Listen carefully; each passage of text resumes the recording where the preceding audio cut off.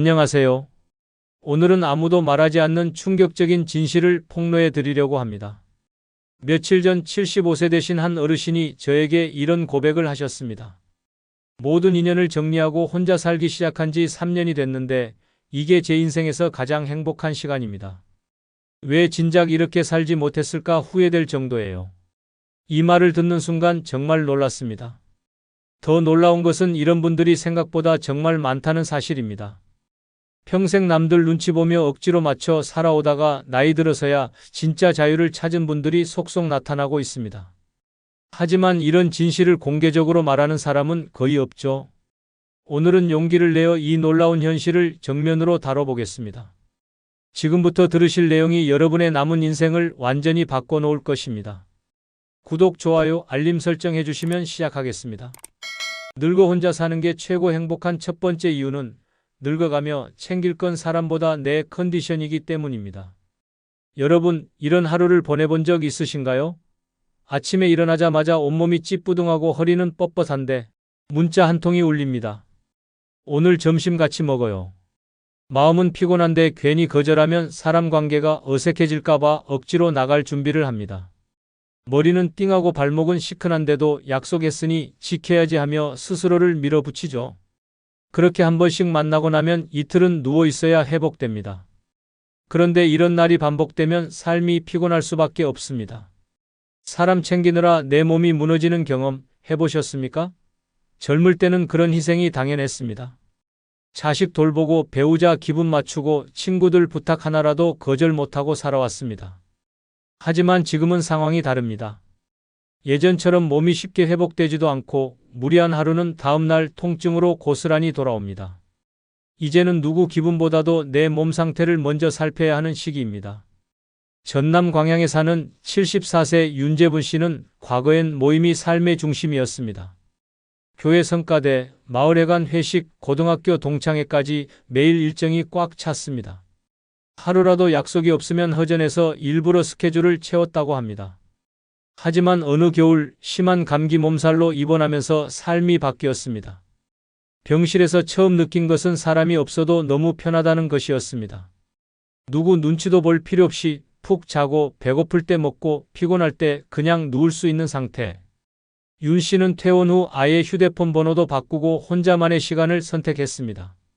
그 결과 매일 피곤에 찌들어 살던 몸이 한 달 만에 가벼워졌고 머릿속이 맑아지며 소화도 훨씬 잘 되기 시작했다고 합니다. 아침에 일어나 가장 먼저 내 몸을 점검하는 살, 피곤하면 약속을 미루는 용기, 좋아하는 음악 들으며 낮잠 자는 여유. 그 모든 것이 가능해진 건 사람을 끊고 내 컨디션을 우선순위에 둔 덕분입니다. 노년에 중요한 것은 많은 사람 사이에서 웃는 얼굴을 유지하는 게 아닙니다. 웃는 척하면서 속은 뒤틀리고 앉아있는 것도 괴로운데 괜히 미소 지으며 고통을 참는 삶은 더 이상 필요하지 않습니다. 고요한 집에서 느긋하게 앉아 차 한 잔 마시며 몸이 보내는 신호에 귀 기울이는 것. 그게 진짜 우사입니다. 누군가에게 맞추는 삶은 결국 내 컨디션을 뺏기는 삶입니다. 약속 하나 지키려다 몸살로 끙끙 앓고 남 기분 맞추다 잠 못 이루는 밤을 보내며 우리는 서서히 지쳐갑니다. 혼자 사는 삶은 그런 낭비를 막아줍니다. 내 몸이 힘들면 그냥 누우면 됩니다. 누구에게도 변명할 필요 없습니다. 조용히 내 리듬대로 살 수 있습니다. 늙어간다는 건 내 몸이 점점 예민해진다는 뜻입니다. 그리고 그 몸을 제대로 돌볼 수 있는 가장 좋은 방법은 혼자 있는 것입니다. 혼자 살아야 조용해지고 조용해야 내 몸이 무슨 말을 하는지 들립니다. 오늘은 무슨 음식이 땡기는지, 어디가 불편한지, 쉬고 싶은지 그 모든 감각이 다시 살아납니다. 이제 남 챙기느라 망가진 내 몸에 집중할 시간입니다. 사람을 줄이면 기회가 줄어드는 게 아니라 오히려 진짜 회복의 기회가 열립니다. 노년의 가장 큰 사치는 화려한 인간관계가 아니라 오롯이 나를 위해 살 수 있는 자유입니다. 그리고 그 자유는 혼자일 때 비로소 가능합니다. 늙어 혼자 사는 게 최고 행복한 두 번째 이유는 애써 맞추느니 혼자가 낫기 때문입니다. 혹시 이런 날 겪어보신 적 있으신가요? 같이 밥을 먹으면서도 말 한마디 조심하게 되고 무슨 얘기를 꺼내도 상대의 표정부터 살피게 되는 날. 평소엔 그냥 넘길 수 있는 말인데 괜히 날카롭게 받아들이고 상대 기분 맞추느라 내 감정은 꾹 눌러야 했던 하루. 그러고 나면 남은 건 묘한 허탈감과 대체 내가 왜 이러고 살지라는 자괴감뿐입니다. 사람은 관계 속에서 살아갑니다. 그러나 그 관계가 애써 맞춰야만 유지되는 것이라면 그건 더 이상 좋은 관계가 아닙니다. 젊을 때는 그게 가능했습니다. 회사에서든 가정에서든 어쩔 수 없는 사정에 이해도 하고 갈등이 있어도 해결하려 노력했죠. 그런데 나이 들어서까지 그걸 반복하며 살아야 할 이유는 없습니다. 오히려 지금은 누구에게도 억지로 나를 꺾지 않아도 되는 시기입니다. 그 자유를 누릴 수 있는 게 바로 혼자 사는 삶입니다. 전라남도 순천에 사는 75세 하정미 씨는 남편과 사별한 지 10년 만에 외로움을 견디지 못하고 한 지인을 통해 재혼을 했습니다. 상대는 성실하고 조용한 사람이었지만 성격과 생활 방식이 지나치게 달랐습니다. 아침 기상 시간부터 TV 소리, 식사 습관, 쓰레기 버리는 방식까지 모든 게 달랐고 그 차이를 맞추기 위해 하 씨는 늘 자신을 조절해야 했습니다. 말끝마다 그건 그렇게 하면 안 되지, 내 방식대로 해줘라는 잔소리가 이어졌고 하루에도 몇 번씩 마음속에 분노가 치밀었지만 외롭기 싫다는 생각에 참고 또 참았습니다. 하지만 참는 데는 한계가 있었습니다. 어느 날 하 씨는 자신도 모르게 큰 소리로 화를 내고 말았습니다. 그 일로 크게 다투고 며칠간 냉전 상태가 이어졌고 그때 하 씨는 깨달았습니다. 혼자 있을 땐 한 번도 화낸 적이 없었는데 같이 사니까 이렇게까지 예민해졌구나. 결국 그는 조용히 집을 나와 다시 혼자의 삶으로 돌아왔습니다. 그리고 말했습니다. 누구와 함께 있느라 나를 매일 잃어가는 기분이었어요. 차라리 혼자 있는 게 100배 나아요. 우리는 자꾸 함께 있다는 이유로 그 관계를 소중하다고 착각합니다. 하지만 내 마음이 닳고 내 감정이 무시당하고 내가 작아지는 관계는 결코 건강하지 않습니다. 그런 관계는 외로움을 덜어주는 게 아니라 고통을 늘려놓습니다. 혼자 있으면 때로는 외롭지만 내 감정 하나하나를 온전히 지킬 수 있습니다. 그 편안함은 관계 속에선 절대 느낄 수 없는 고요함입니다. 혼자 살면 누구에게도 맞추지 않아도 됩니다. 아침 8시에 일어나든 10시에 일어나든 라디오를 켜든 침묵 속에 있든 모두 내 마음대로입니다. 냉장고 속 반찬 하나로 대충 끼니를 때워도 누구 눈치 볼 필요 없고 밤에 불을 켜놓고 책을 읽어도 잠옷 차림으로 하루 종일 있어도 괜찮습니다. 모든 게 내 기준, 내 감정, 내 리듬대로 흘러갑니다. 노년은 맞추며 살 시기가 아닙니다. 오히려 맞춰주느라 잃어버린 나를 회복해야 하는 시기입니다. 더 이상 감정 소모하지 말고 더 이상 이해받으려 애쓰지 마세요. 누군가에게 끌려가는 인생이 아니라 내가 중심이 되는 인생을 살 수 있는 가장 단순하고 확실한 방법은 혼자 사는 것입니다. 늙어간다는 건 내 마음이 점점 예민해진다는 뜻입니다. 작은 말에도 상처받고 작은 행동에도 서운해지는 시기입니다. 그런데도 여전히 누군가의 기분을 맞추며 살아야 한다면 그 삶이 과연 내게 좋은 걸까요? 이제는 그럴 필요 없습니다. 애써 맞추느니 혼자가 낫습니다. 진짜 나를 지킬 수 있는 삶, 그게 바로 혼자 사는 삶입니다. 그리고 그 삶이야말로 노년의 마음을 가장 평온하게 만들어주는 길입니다. 늙어 혼자 사는 게 최고 행복한 세 번째 이유는 불필요한 지출이 줄어들어 지갑이 덜 가벼워지기 때문입니다. 여러분, 분명히 어제까지만 해도 통장에 여유가 있었는데 며칠 지나지 않아 잔고가 횡한 걸 보고 도대체 내가 뭘 썼지? 하며 깜짝 놀란 적. 계산기를 두드려봐도 별거 한 건 없는데 외식 몇 번, 선물 하나, 누가 오랜만에 보자 해서 낸 커피값, 갑자기 생긴 생일 축하 모임, 그게 다였습니다. 나이 들수록 수입은 줄고 지출은 늘어나는데 무심코 쓰는 돈은 오히려 더 많아집니다. 사람과 어울리다 보면 돈은 생각보다 빠르게 빠져나갑니다. 억지로 낸 밥값, 분위기 맞추려 산 옷, 괜히 미안해서 꺼낸 지갑. 그러다 보면 인간관계 유지비만 한 달에 수십만 원이 됩니다. 이게 한 번이라도 진심에서 나온 지출이면 모르겠지만 대부분은 이거 안 하면 내가 좀 없어 보이겠지? 빈손으로 갈 수는 없지 같은 마음에서 나간 돈입니다. 그게 쌓이고 쌓여 지갑을 텅 비게 만드는 겁니다. 경기도 이천에 사는 78세 조명희 씨는 과거 5개의 모임을 매주 돌며 지냈습니다. 경로당 노래교실, 반창회, 종교 소모임, 봉사단체, 그리고 가족 모임까지. 일주일 내내 약속이 끊이지 않았고 외출 준비에 택시비, 밥값, 선물비까지 쓰다 보면 한 달 용돈이 30만 원이 넘게 나가버렸습니다. 정작 본인을 위해 쓰는 돈은 거의 없었고 늘 통장이 바닥나기 일쑤였습니다. 어느 날 그는 감기에 심하게 걸려 일주일간 집에만 누워 있었습니다. 그 주에 모임을 전부 빠지고 외출도 안 하고 배달음식 대신 냉장고 안에 있던 걸로만 지냈는데 놀랍게도 그 한 주간의 지출이 평소의 5분의 1도 안 됐다는 걸 깨달았습니다. 이후 그는 과감하게 모임을 줄이고 꼭 필요한 약속만 나가기 시작했습니다. 그리고 남은 돈으로는 건강식품을 사고 좋아하던 책을 사읽으며 삶의 질이 달라졌다고 말합니다. 사람 많은 곳을 줄이니까 돈도 남고 마음도 남더라고요. 혼자 살면 이런 불필요한 지출에서 자유로워집니다. 오늘 뭐 입을지 고민할 필요도 없고 누가 뭐라 해도 나 하나 먹고 자는데 필요한 비용이면 충분합니다.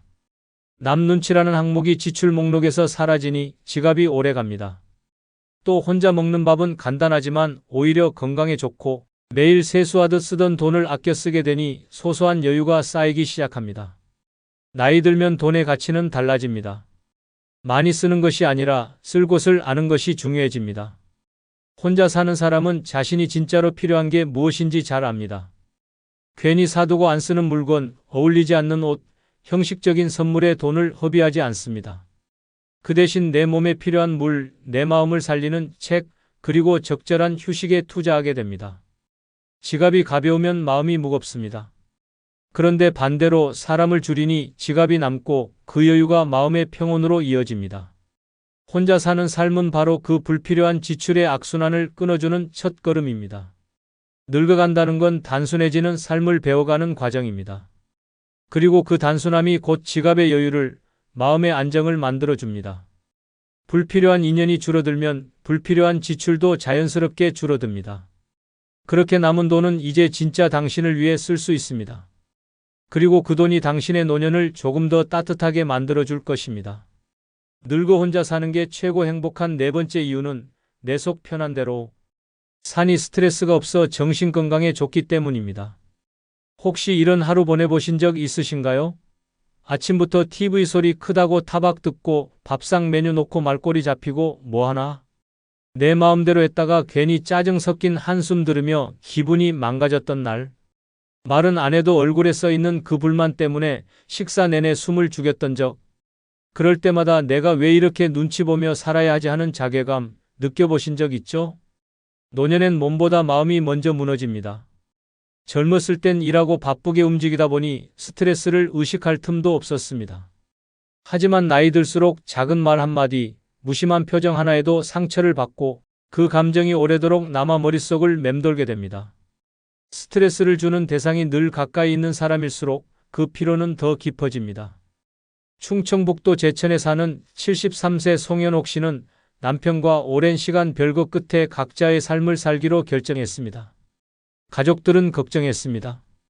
그 나이에 혼자 살면 외로워서 어떻게 버티려고? 하지만 송 씨는 오히려 얼굴빛이 달라졌습니다. 매일 눈치 보며 말 한마디 조심하던 시절엔 소화도 안 되고 불면증에 시달렸다고 합니다. 그런데 혼자 살기 시작하니 늦은 밤까지 책을 읽고 아침엔 눈 뜨는 대로 일어나 산책을 나가고 커피잔 들고 창밖을 멍하니 바라보는 시간이 생겼습니다. 그녀는 말합니다. 혼자 사니까 내 속도에 맞춰 사는 거예요. 그냥 그게 너무 편하네요. 아무도 나한테 기대 안 하니까요. 혼자 산다는 건 단순히 사람과 떨어져 산다는 게 아닙니다. 누군가의 기분, 감정, 기대에 맞춰 살지 않아도 된다는 의미입니다. 내 기분이 꿀꿀하면 하루 종일 말 안 해도 되고 마음이 가라앉는 날엔 그냥 이불 속에서 꼼짝 안 해도 괜찮습니다. 누구한테 해명하지 않아도 되고 혼자만의 시간을 눈치 없이 누릴 수 있습니다. 이런 환경은 정신 건강에 결정적인 영향을 미칩니다. 심리학에서도 혼자 있는 시간이 오히려 우울증과 불안을 예방하는 데 도움이 된다는 연구 결과들이 많습니다. 중요한 건 고립이 아니라 고요입니다. 강제로 단절된 고립은 외로움을 부르지만 스스로 선택한 고요는 마음을 회복시킵니다. 혼자 있는 시간이 늘어날수록 자꾸만 무겁던 마음이 가벼워지고 머릿속을 차지하던 쓸데없는 걱정도 점점 사라집니다. 누군가와 함께 있는 시간이 꼭 행복한 건 아닙니다. 그 안에 불편함이 섞여 있다면 그건 관계가 아니라 긴장입니다. 그런 긴장은 몸보다 마음을 먼저 병들게 만듭니다. 혼자 사는 삶은 그런 불필요한 긴장을 깔끔히 없애줍니다. 말하지 않아도 되고 해명하지 않아도 되고 이해받으려 애쓰지 않아도 됩니다. 그저 나답게 나대로 살 수 있다는 것. 그 단순한 자유가 정신을 맑게 하고 마음을 튼튼하게 만들어줍니다. 늙어갈수록 스트레스가 병보다 무섭다는 말 실감하신 적 있을 겁니다. 의사보다 더 중요한 건 내 마음을 힘들게 하지 않는 환경입니다. 그 환경을 만들 수 있는 가장 좋은 방법, 바로 혼자 사는 것입니다. 내 감정이 기준이고 내 속도에 맞춰 하루를 설계할 수 있는 삶. 그게 바로 정신이 건강해지는 첫걸음입니다. 누구와도 부딪히지 않고 누구의 눈치도 보지 않고 내 감정에만 충실한 하루. 그것이 곧 정신의 평안이고 그 평안이 쌓이면 몸까지 건강해집니다. 늙어간다는 건 마음이 얇아지는 시기입니다. 그래서 더더욱 그 마음을 상처 없이 보호해줄 고요한 혼자의 시간이 필요합니다. 스트레스를 밖으로 몰아내고 평온을 드리는 그 천문이 바로 혼자입니다. 늙어 혼자 사는 게 최고 행복한 5번째 이유는 연락을 끊었더니 마음의 병도 낫기 시작했기 때문입니다. 연락은 매번 내가 먼저 하고 모임도 늘 내가 챙기고 약속 시간도 내가 맞추는데 돌아오는 건 당연한 듯한 무관심과 때로는 무시. 누군가를 위해 애쓰는 시간이 반복될수록 마음 깊은 곳엔 알 수 없는 허전함이 쌓입니다. 내가 이렇게까지 해야 하나라는 생각이 들지만 또 끈찬이 미안하고 외로움이 두려워서 억지로 관계를 이어가는 분들 생각보다 많습니다. 하지만 그런 관계들이 결국은 마음을 병들게 합니다. 자주 만나는 사람이 꼭 좋은 사람은 아닙니다. 자주 연락 온다고 따뜻한 관계도 아닙니다. 오히려 그런 관계가 내 감정을 갉아먹고 내 자존감을 무너뜨리기도 합니다. 그런데 문제는 그걸 스스로 잘 인지하지 못한다는 데 있습니다. 사람이 많으면 외롭지 않겠지라는 환상이 마음의 병을 더 키우는 겁니다. 전라북도 정읍에 사는 76세 장정순 씨는 평소 성격이 둥글둥글하고 인복이 많다고들 했습니다. 그래서인지 사람들 사이에서 중심 역할을 자주 맡았고 모임을 주도하거나 갈등을 중재하는 일이 많았습니다. 겉으로 보기엔 활발하고 밝은 사람이었지만 밤이 되면 혼자 눈물을 삼켰습니다. 자신은 늘 남의 말을 들어주고 웃음을 줬지만 정작 힘들 때 위로해주는 사람은 없었던 겁니다. 결국 장 씨는 불면증과 공황 증세로 병원까지 찾게 되었고 의사는 사람에게 너무 지쳤다는 말을 남겼습니다. 그 말을 듣고 장 씨는 큰 결심을 했습니다. 단체 채팅방을 모두 나가고 전화번호부를 정리했습니다. 연락을 끊고 약속을 줄이고 침묵을 선택했습니다. 처음엔 마음이 허전했지만 시간이 지나자 감정이 정리되기 시작했습니다. 말없이 흐르는 하루 속에서 자기 마음의 소리에 귀 기울이게 되었고 그동안 억눌렸던 감정들이 하나둘 풀려나갔습니다. 장 씨는 말합니다. 사람을 줄이니 내가 보이더라고요. 그리고 그제야 마음이 조금씩 회복되기 시작했어요. 혼자 산다는 건 누군가에게 기대지 않는다는 뜻이기도 하지만 동시에 불필요한 감정 낭비를 멈춘다는 뜻이기도 합니다. 쓸데없는 오해에 마음 쓰지 않아도 되고 억지 웃음을 짓지 않아도 되고 하기 싫은 약속에 끌려가지 않아도 됩니다. 그 해방감이 마음의 평온을 가져옵니다. 내 감정이 흘러가게 두고 내 상처가 스스로 아물 시간을 주는 삶. 그게 바로 혼자 사는 삶이 주는 가장 큰 선물입니다. 의학적으로도 스트레스는 만성 통증, 우울, 수면 장애 등 수많은 질병의 근원이 됩니다. 그런데 그 스트레스의 상당수가 사람에서 옵니다. 관계에서 생긴 마음의 병은 약으로 낫지 않습니다. 반드시 환경을 바꿔야 낫습니다. 그 환경이란 관계를 줄이고 나에게 집중하는 조용한 삶입니다. 혼자 있는 시간이 많아진다는 건 외롭다는 뜻이 아닙니다. 오히려 그 시간은 당신 안에 쌓인 불안과 분노, 상처들을 하나하나 들여다볼 수 있는 기회입니다. 그리고 그런 시간들이 쌓일수록 마음은 조금씩 단단해지고 감정은 점점 정돈됩니다. 이것이 진짜 치유입니다. 늙어간다는 건 마음이 점점 약해지는 시기입니다. 그래서 더더욱 그 마음을 상하게 하는 관계는 끊어야 합니다. 연락을 끊는다고 인생이 작아지는 게 아닙니다. 오히려 그 끊긴 자리에 진짜 평화가 들어옵니다. 사람을 줄이고 혼자 살기 시작할 때 비로소 마음의 병은 서서히 낫기 시작합니다. 그렇게 다시 평온해진 내 마음이 늙은 삶을 다시 빛나게 만들어주는 것입니다. 그리고 여러분, 쿠팡에서 물건 구입 시 영상 아래에 나오는 아무 제품을 클릭하면 쿠팡으로 연결됩니다. 그리고 여러분이 아무 제품을 구입해도 본 채널에 약간의 수수료가 발생하오니 이런 방법으로 도움 주시면 큰 복 받으실 겁니다. 감사합니다. 혹시 요즘 자주 한숨 쉬고 계시진 않나요? 은퇴하고 나면 마음이 편해질 줄 알았는데 오히려 더 불안하고 조급해지셨다는 분들이 많습니다. 돈 걱정, 건강 걱정, 자식 걱정까지 마음 편할 날이 언제였나 싶을 때가 많습니다. 그런데 노년의 삶이 꼭 스트레스로 가득해야만 할까요? 분명히 스트레스 없이 사는 방법이 존재합니다. 노년의 진짜 평안을 얻고 싶은 분들을 위해 지금부터 6가지 방법을 소개해 드리겠습니다. 먼저 구독, 좋아요, 알림 설정과 많은 공유해 주시면 시작하겠습니다. 노년에 전혀 스트레스 없이 사는 6가지 방법 중 첫 번째는 내가 틀릴 수도 있다는 여유입니다. 살다 보면 누구나 한 번쯤은 이런 말을 하게 됩니다.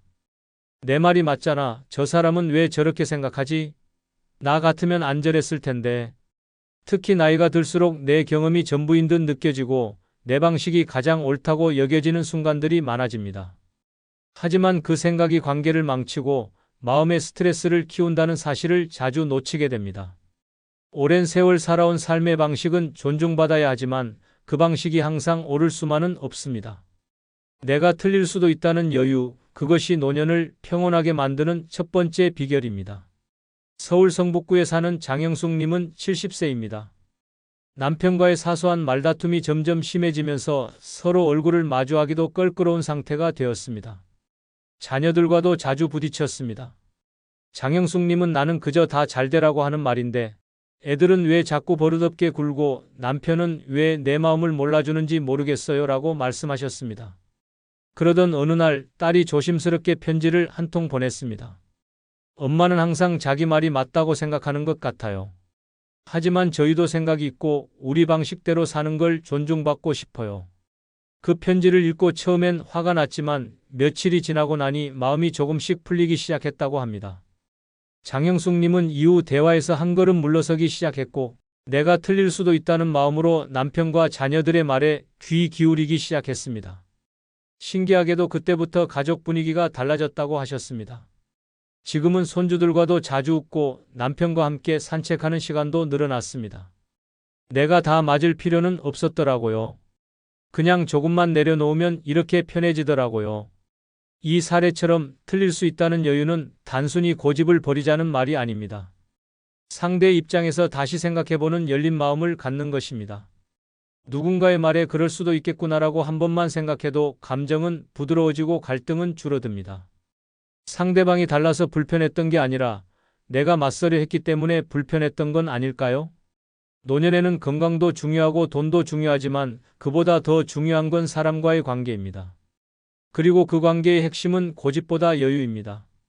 내가 다 안다는 마음은 고립을 만들지만 나도 몰랐네라는 말은 관계를 이어주는 다리가 됩니다. 지금 내가 누군가와 자주 부딪히고 있다면 혹시 내 말이 너무 강하지 않았는지 돌아보셨으면 합니다. 틀린 것이 아니라 다를 수 있다는 생각만으로도 내 마음이 훨씬 가벼워질 수 있습니다. 노년의 평온함은 결국 마음의 여백에서 시작됩니다. 내가 틀릴 수도 있다는 여유를 가질 때 진짜 평화로운 노년이 찾아옵니다. 두 번째는 사연 없는 사람은 없다는 걸 기억하기입니다. 나이가 들수록 외로움도 깊어지고 섭섭함도 자주 찾아옵니다. 가족이 무심하게 느껴지고 이웃의 말 한마디에 상처를 받는 일이 잦아집니다. 왜 저렇게 무뚝뚝할까? 도대체 나를 어떻게 생각하길래 저런 말을 할까? 라는 생각이 머리를 맴돌 때가 많습니다. 마음은 점점 단단해지고 세상과 사람에 대한 기대는 줄어듭니다. 하지만 그 속에는 중요한 사실 하나가 빠져 있습니다. 바로 그 사람에게도 사연이 있다는 점입니다. 우리는 종종 타인의 겉모습과 행동만 보고 모든 것을 판단합니다. 하지만 모든 사람은 말없이 견디는 아픔과 사정이 있습니다. 자식에게 연락이 뜸한 이유, 배우자의 차가운 말투, 친구의 어색한 행동, 그 안에는 우리가 모르는 고단한 삶의 이야기들이 숨어 있습니다. 단순히 무례해서가 아니라 말하지 못할 고통이나 피로 혹은 나름의 걱정으로 그렇게 보일 수 있는 것입니다. 그걸 모른 채 오해만 키우면 결국 가장 상처받는 건 내 마음입니다. 사람은 누구나 자신만의 짐을 지고 살아갑니다. 누군가의 말투가 거칠어 보여도 그날따라 속이 많이 상했을 수 있습니다.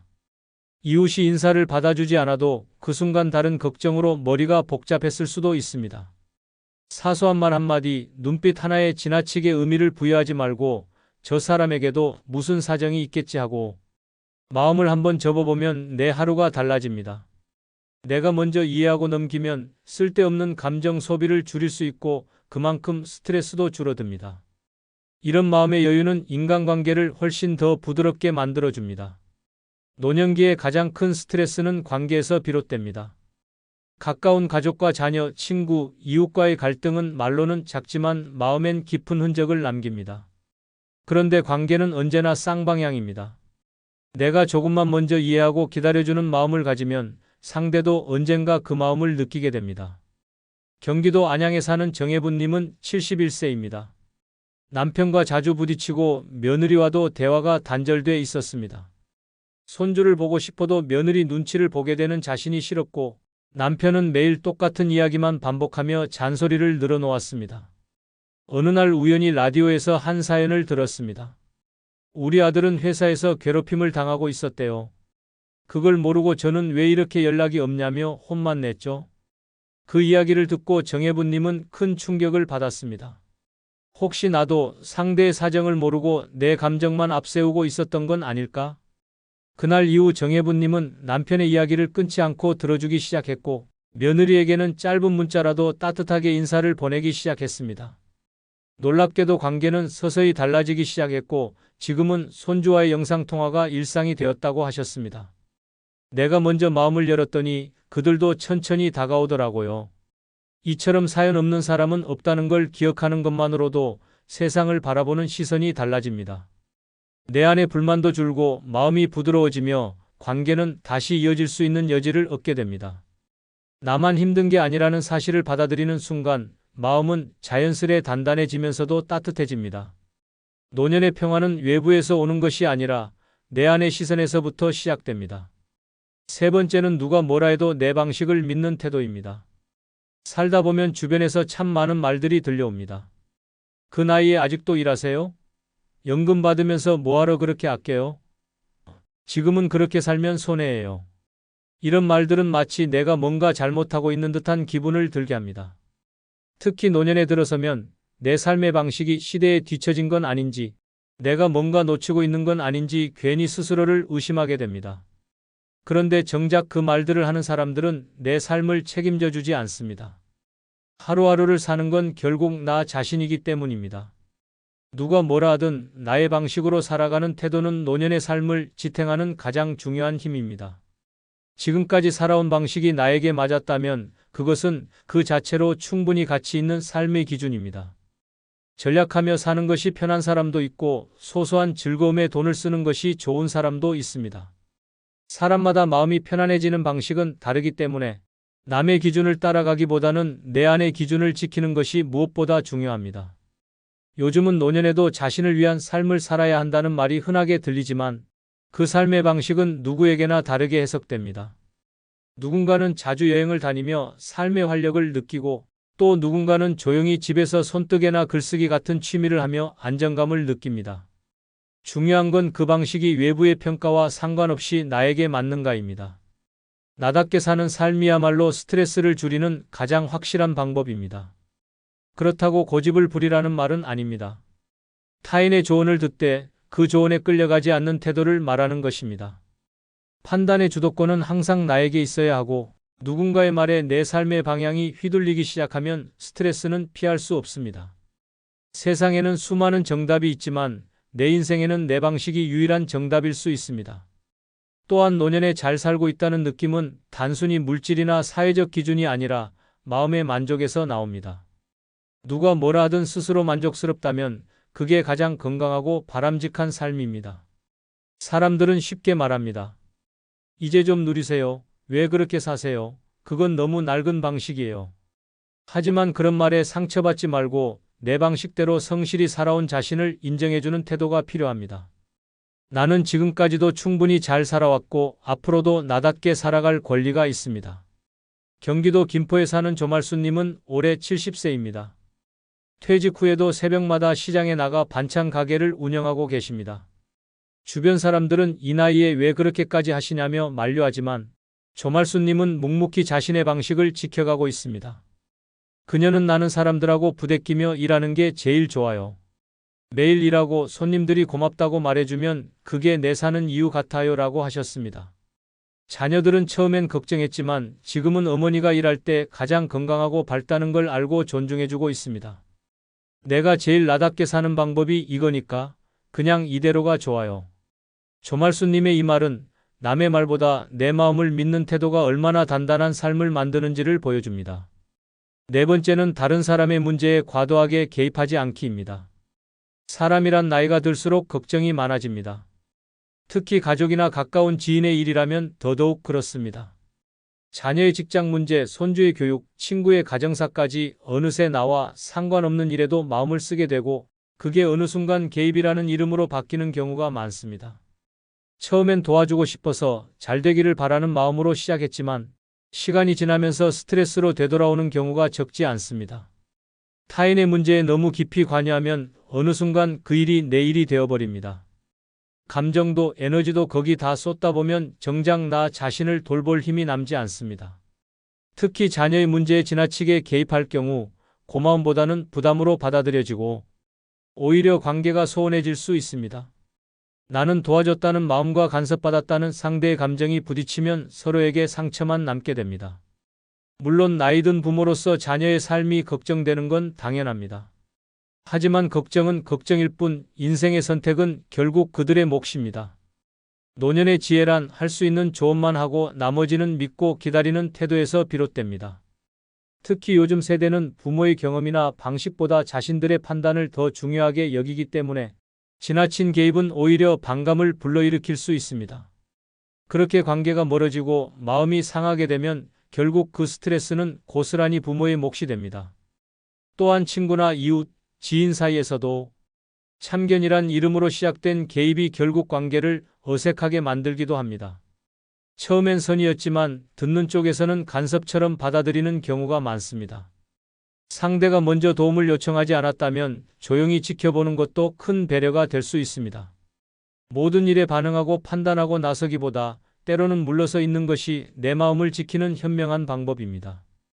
중요한 건 내 삶과 남의 삶의 경계를 지키는 일입니다. 도와주고 싶다는 마음이 상대의 삶을 대신 살 수는 없습니다. 오히려 그 경계를 지켜줄 때 서로의 관계는 더 건강해지고 마음의 여유도 생깁니다. 내가 해결할 수 없는 문제에 마음을 쏟는 대신 지금 내 삶에 더 집중해보는 것이 스트레스를 줄이는 노년의 지혜입니다. 전북 군산에 사는 신옥남님은 69세입니다. 오랫동안 며느리와의 갈등으로 마음고생이 심했습니다. 처음엔 며느리가 아이를 키우는 방식이 못마땅해서 자꾸 조언을 하게 되었고 집안일에 대해서도 이것저것 간섭하게 되었다고 합니다. 하지만 며느리는 점점 말이 없어졌고 아들과의 연락도 뜸해졌습니다. 그제야 신옥남님은 내가 너무 깊이 관여했구나 하는 걸 깨달았습니다. 이후 모든 간섭을 멈추고 먼저 연락하지 않고 기다리는 쪽으로 마음을 바꾸셨습니다. 몇 달이 지나자 며느리와의 관계가 조금씩 회복되었고 지금은 손주와도 자주 연락하며 지낸다고 하셨습니다. 도와주고 싶다는 마음이 때론 상대에겐 부담이 되더라고요. 내가 물러서니까 오히려 관계가 좋아졌어요. 신옥남님의 말처럼 거리를 지키는 지혜는 결국 나를 지키는 일이기도 합니다. 다섯 번째는 미움받을 용기 가지기입니다. 사람과의 관계에서 가장 어렵고도 피곤한 건 모든 사람에게 좋은 사람으로 보이고 싶은 마음입니다. 특히 나이가 들수록 인간관계에 신경을 더 많이 쓰게 되고 괜한 오해를 피하기 위해 하고 싶지 않은 말도 참고 하기 싫은 일도 억지로 하게 되는 경우가 많습니다. 그런데 그렇게 마음을 다 써도 돌아오는 건 항상 따뜻함만은 아닙니다. 그럴 때 사람은 점점 지칩니다. 내가 뭘 그렇게 잘못했나 싶은 자책이 들고 상대의 반응에 일희일비하면서 마음이 갈팡질팡합니다. 하지만 인생 후반기를 편안하게 살고 싶다면 이제는 누군가의 평가보다 내 마음의 평화를 먼저 챙겨야 할 때입니다. 모든 사람에게 사랑받을 수는 없습니다. 내가 옳은 말을 해도 싫어하는 사람이 있고 아무리 잘해줘도 고마워하지 않는 사람이 있습니다. 그런 반응에 휘둘리기 시작하면 내 인생은 온통 타인의 기분에 따라 흔들리게 됩니다. 그래서 필요한 것이 미움받을 용기입니다. 그 용기를 가진 사람은 스트레스에 덜 흔들리고 인간관계에도 지치지 않습니다. 노년에는 내가 중심이 되어야 합니다. 내가 하고 싶은 말은 조심스럽게 하되 무조건 참고 억누를 필요는 없습니다.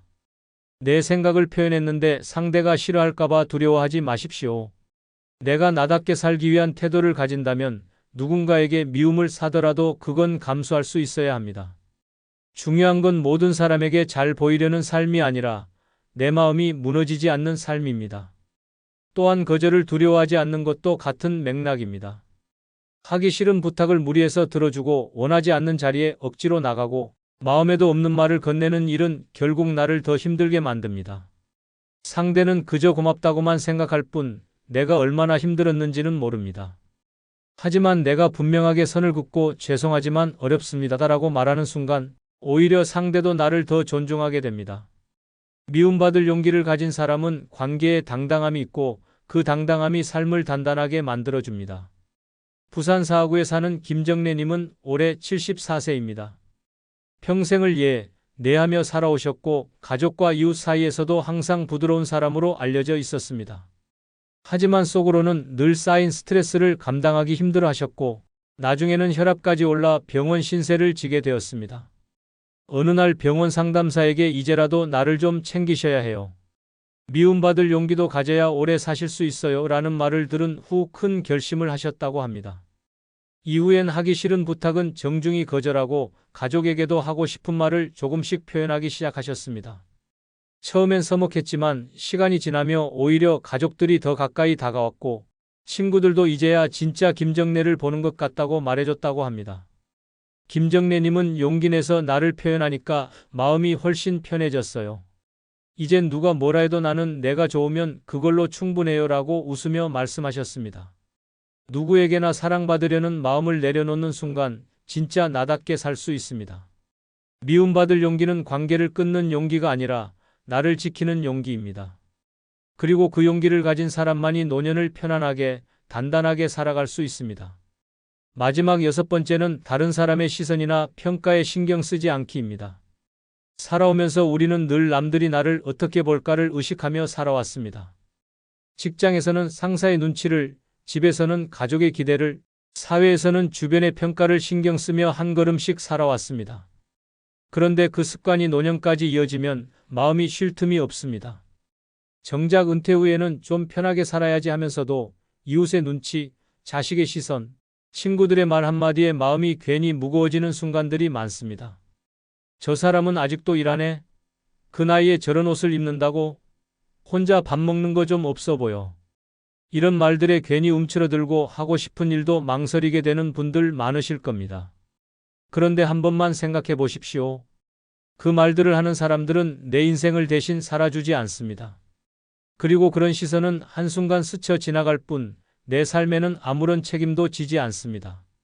결국 남의 눈치를 보며 살면 손해는 고스란히 내 몫이 됩니다. 노년에 가장 필요한 마음가짐은 나는 내가 좋으면 된다는 태도입니다. 남의 말보다 내 마음이 편한지를 먼저 들여다봐야 합니다. 내가 좋아서 하는 옷차림, 내가 편해서 선택한 일상, 내가 즐거워서 나간 모임이라면 그게 정답입니다. 세상이 뭐라고 해도 내가 웃을 수 있다면 그건 충분히 잘 사는 삶입니다. 반대로 남의 시선을 의식해 억지로 사는 순간부터 내 인생은 불편해지기 시작합니다. 특히 요즘처럼 다양한 삶의 방식이 인정받는 시대일수록 나만의 방식에 당당해지는 게 중요합니다. 노년에도 꿈을 꾸는 사람, 여전히 일하는 사람, 취미에 빠진 사람, 혼자 여행하는 사람 모두가 각자의 방식으로 잘 살고 있는 겁니다. 그런데 다른 사람들이 뭐라 할까라는 생각에 자꾸 주춤하게 되면 삶의 즐거움이 줄어들게 됩니다. 눈치 보며 사는 인생에는 기쁨보다 불안이 더 많습니다. 내 삶의 주인은 결국 나 자신입니다. 나를 행복하게 하지 못하는 삶이라면 그건 누구의 시선을 의식하든 바른 삶일 수 없습니다. 나이 들어 가장 소중한 건 남의 인정보다 내 스스로의 만족감입니다. 남의 평가에 일희일비하지 않고 내 기준대로 하루하루를 살아가는 태도가 스트레스 없는 노년의 핵심입니다.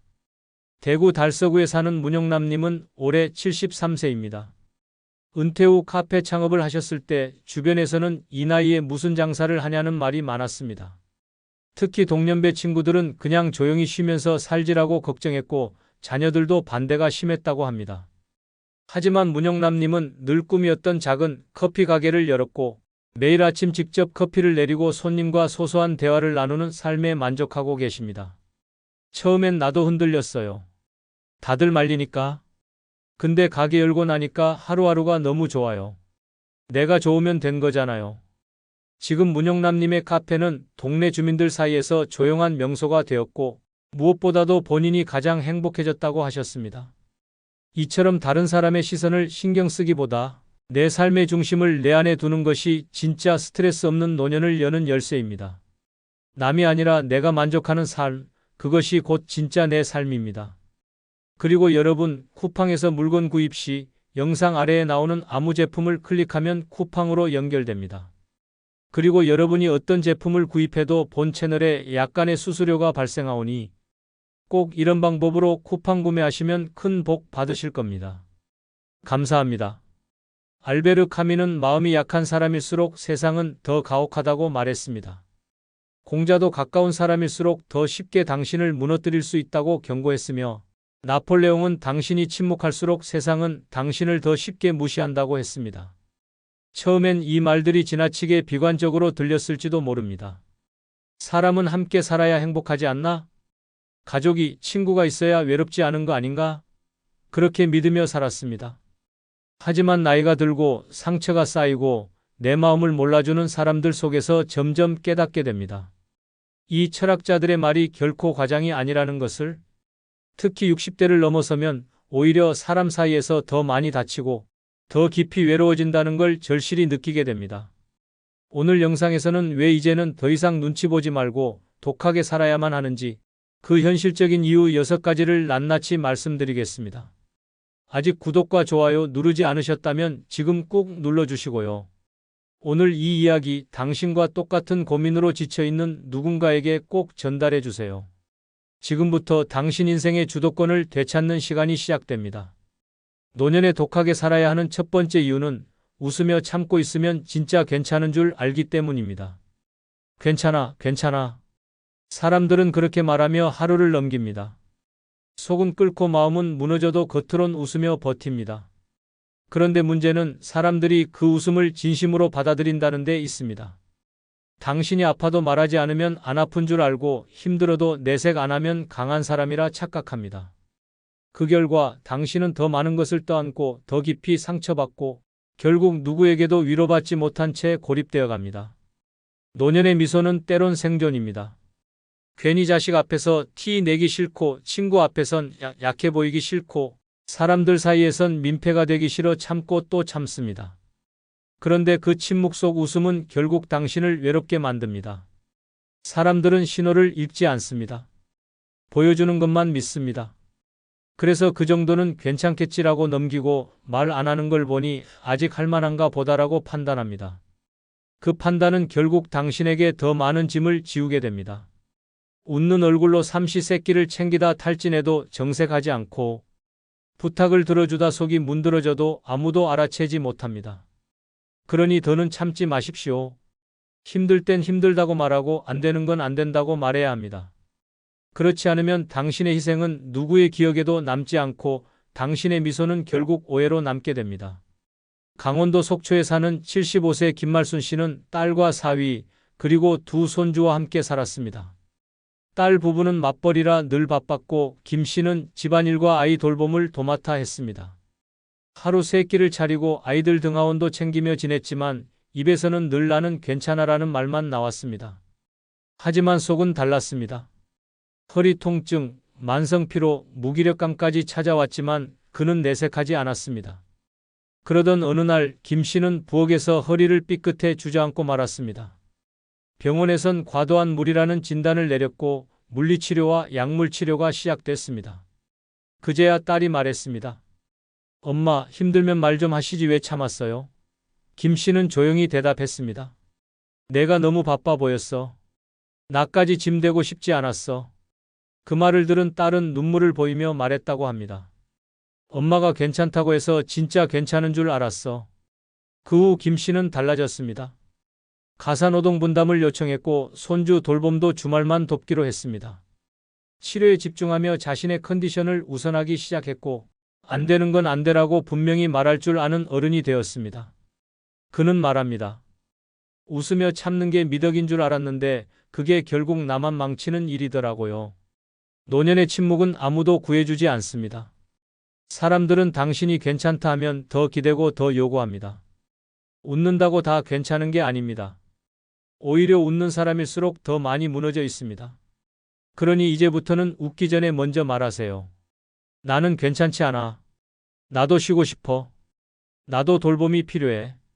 그게 당신의 삶을 지키는 첫걸음입니다. 웃는 얼굴 뒤에 숨은 눈물은 결국 아무도 알아주지 않습니다.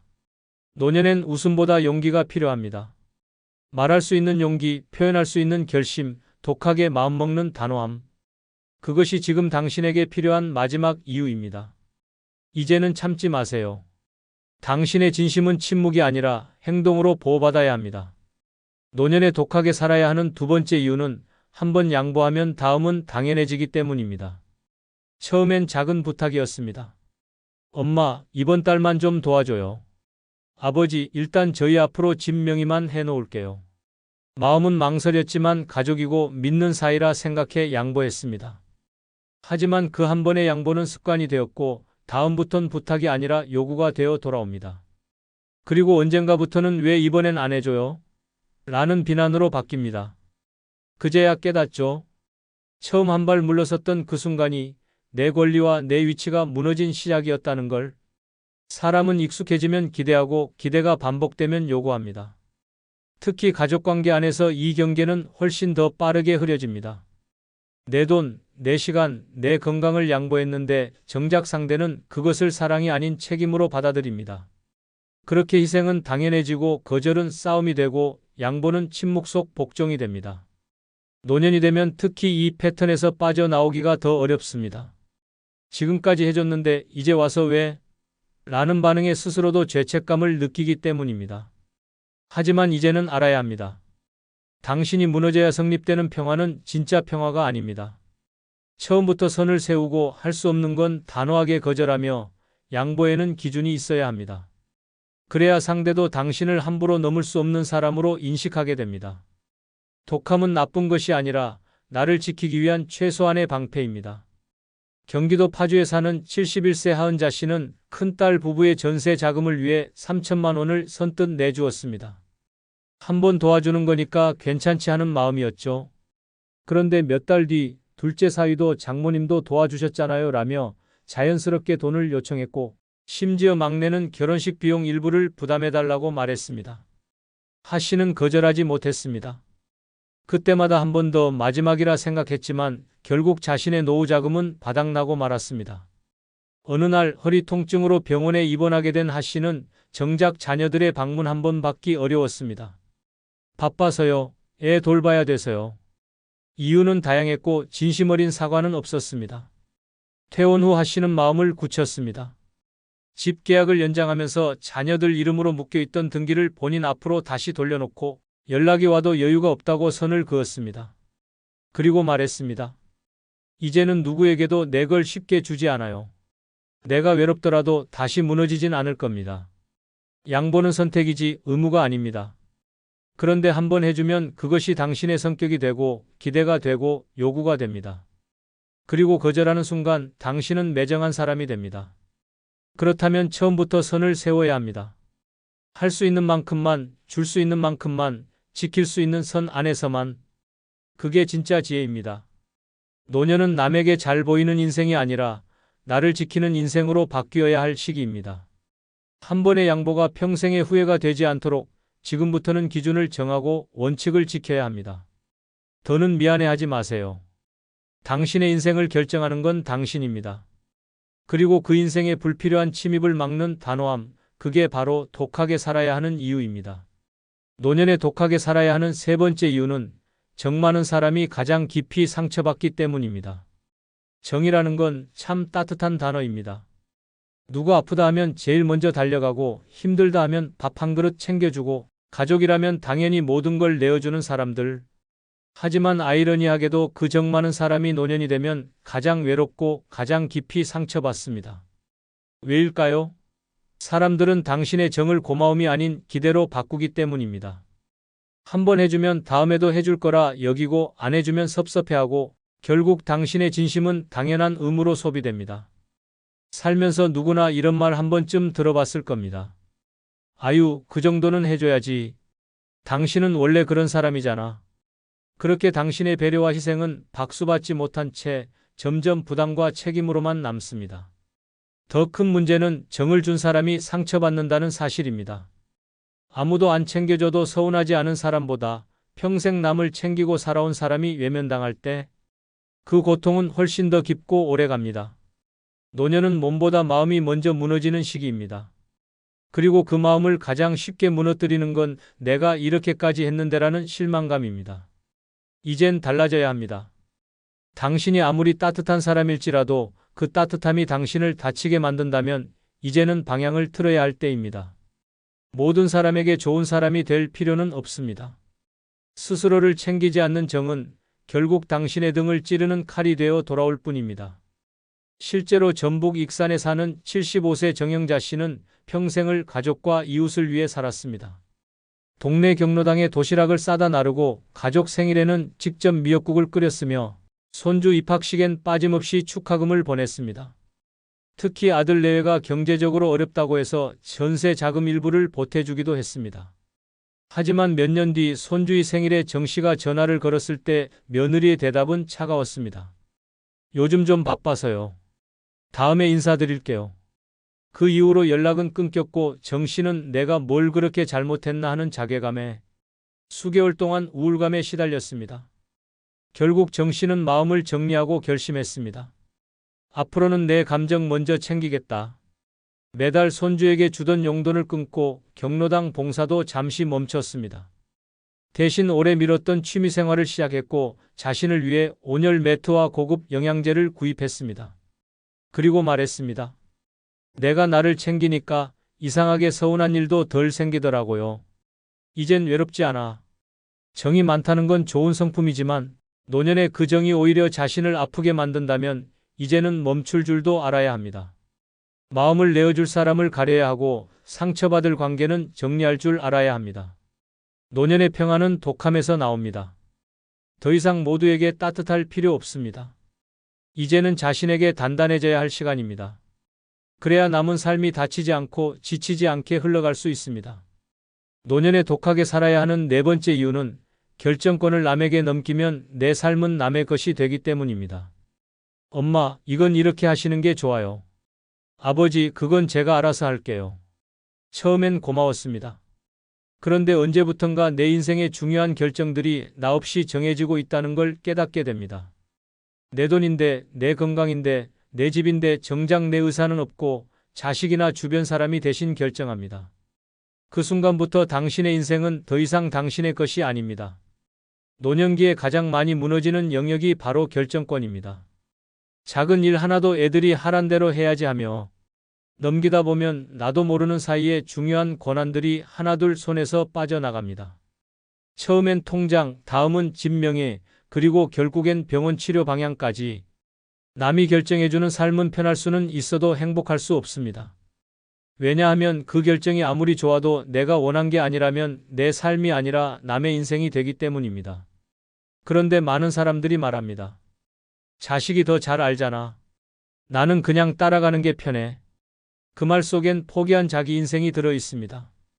지금도 당신이 스스로 결정할 수 있는 힘이 있다면 더 늦기 전에 되찾아야 합니다. 당당하게 말하고 분명하게 의사를 밝히고 필요하다면 아니요라고 말할 수 있어야 합니다. 그게 진짜 내 인생을 지키는 첫걸음입니다. 경기도 수원에 사는 76세 서말분 씨는 남편 사망 후 홀로 살며 전 재산을 자식들에게 맡기기로 했습니다. 나는 돈 관리 잘 못해. 애들이 더 잘하겠지. 그렇게 집 명의도 통장도 아들에게 넘겼고 자신은 매달 용돈을 받는 구조로 살아갔습니다. 처음엔 편했습니다. 그러나 어느 날 몸이 아파 병원 진료를 받고 수술을 고민하던 중 아들이 말했습니다. 엄마, 그 수술은 좀 무리예요. 그냥 참으세요. 서 씨는 황당했습니다. 본인의 몸인데, 본인의 결정인데 아무런 선택권이 없다는 걸 느꼈습니다. 그날 이후 서 씨는 바뀌었습니다. 아들과 상의해 다시 통장 일부를 본인 앞으로 돌려놓고 자신이 원하는 치료를 받았습니다. 심지어 나는 어떤 상황이 와도 연명치료는 원치 않는다는 의향서도 작성했습니다. 이후 그는 말했습니다. 이제야 진짜 내 인생을 내가 사는 것 같아.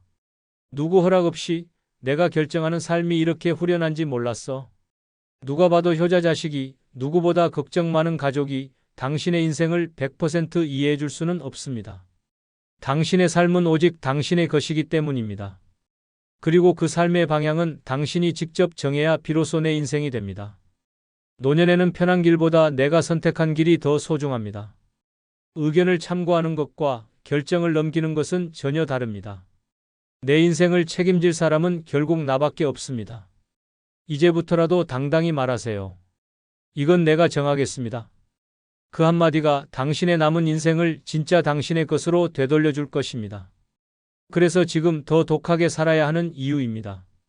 노년에 독하게 살아야 하는 5번째 이유는 가장 큰 배신은 가장 가까운 사람에게서 오기 때문입니다. 세상을 오래 살아보면 압니다. 모르는 사람은 마음을 상처내지 않습니다.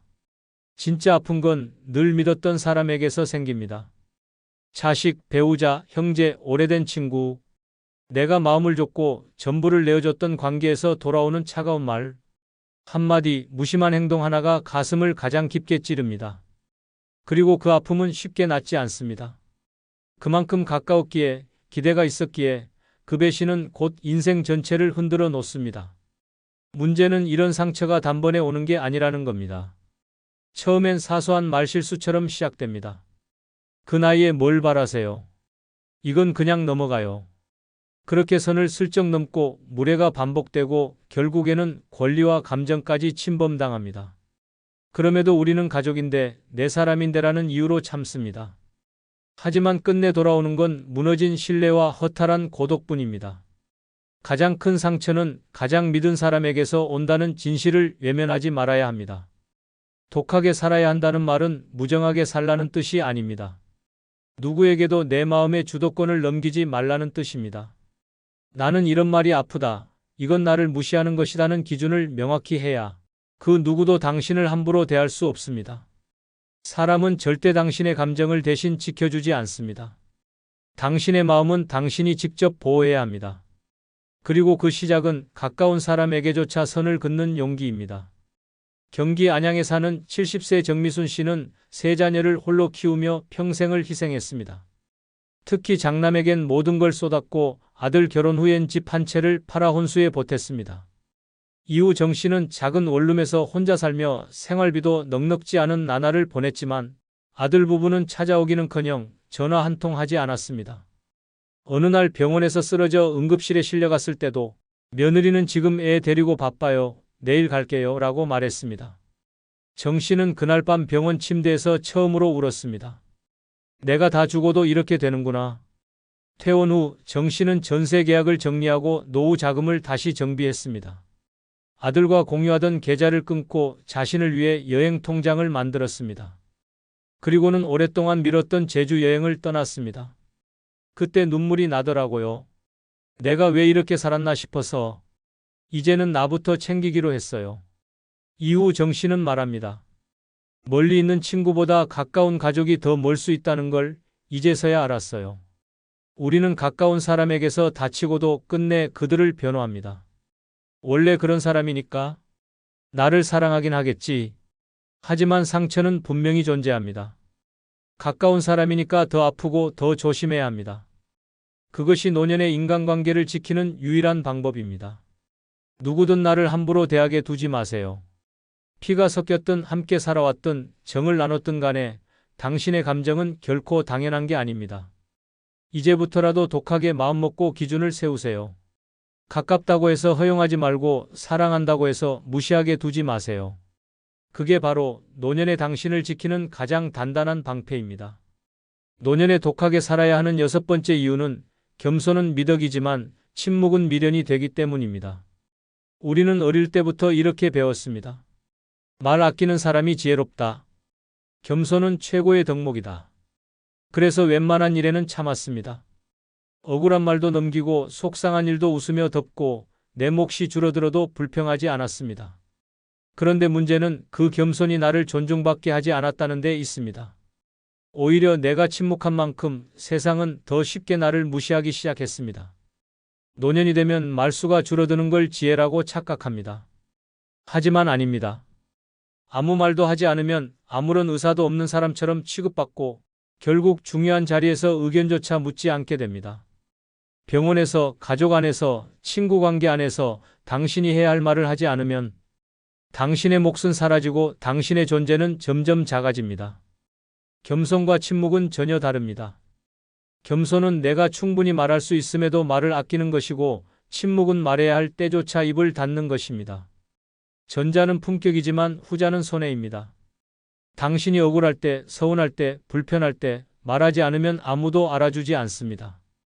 오히려 저 사람은 원래 참는 사람으로 낙인 찍히고 결국 손해는 당신이 다 떠안게 됩니다. 충남 논산에 사는 73세 이광분 씨는 그런 침묵의 대가를 뼈저리게 겪은 사람입니다. 큰며느리가 함께 살자고 해서 3년 전 아파트 명의를 며느리 부부 앞으로 바꿔주었습니다. 당시 그는 아무 말도 하지 않았습니다. 자식한테 의심 보일까봐 괜히 말 꺼내면 욕심 많아 보일까봐 겸손하게 넘겼던 겁니다. 그런데 시간이 지나자 며느리는 점점 행동이 달라졌습니다.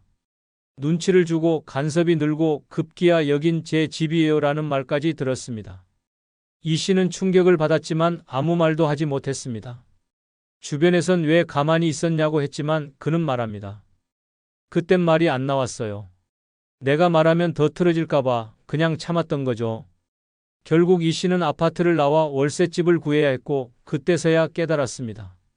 그때 딱 한마디만 했어도 이렇게까지는 안 됐을 텐데 지금은 생활비를 줄이면서 혼자 사는 삶을 선택했지만 마음속에 남은 후회는 지울 수 없다고 말합니다. 그때의 침묵이 내 인생을 갈라놓았어요. 노년에 말 없는 사람은 존중받지 않습니다. 겸손하게 말하는 사람은 지혜로 기억되지만 침묵하는 사람은 무시당하기 쉽습니다. 이제는 바꿔야 합니다. 불편할 땐 싫다고 말해야 하고 억울할 땐 이건 아닌 것 같다고 말해야 하며 내 의견이 필요할 땐 단호하고 명확하게 말해야 합니다.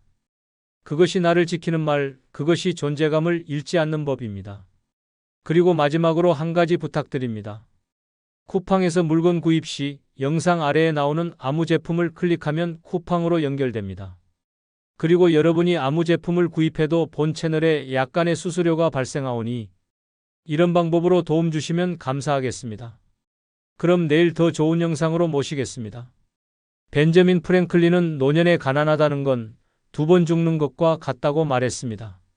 조지 오웰은 돈이 없을 때 인간의 자존감은 사라진다고 했고 장 자크 루소는 가난은 육체보다 마음을 먼저 병들게 한다고 말했습니다. 이 세 사람의 말은 단순한 명언이 아닙니다. 나이가 들수록 경제력이 단순한 숫자가 아니라 삶의 존엄과 직결된다는 사실을 꿰뚫는 통찰입니다. 늙어서 돈이 없다는 건 단순히 궁핍한 것이 아니라 삶의 선택지를 하나씩 빼앗기는 고통입니다. 병원 앞에서 망설이고 친구 모임은 피하게 되고 자식에게 말 꺼내는 것도 조심스러워지며 하루하루 숨조차 쉬기 어려워집니다. 오늘 이 시간 왜 노년에 돈이 없으면 가장 먼저 삶의 숨통이 조여오는지 그 냉정한 6가지 이유를 솔직하게 말씀드리겠습니다. 아직 구독과 좋아요 누르지 않으셨다면 지금 꾹 눌러주시고 오늘 이 이야기 주변의 소중한 분들에게 꼭 공유해 주시기 바랍니다.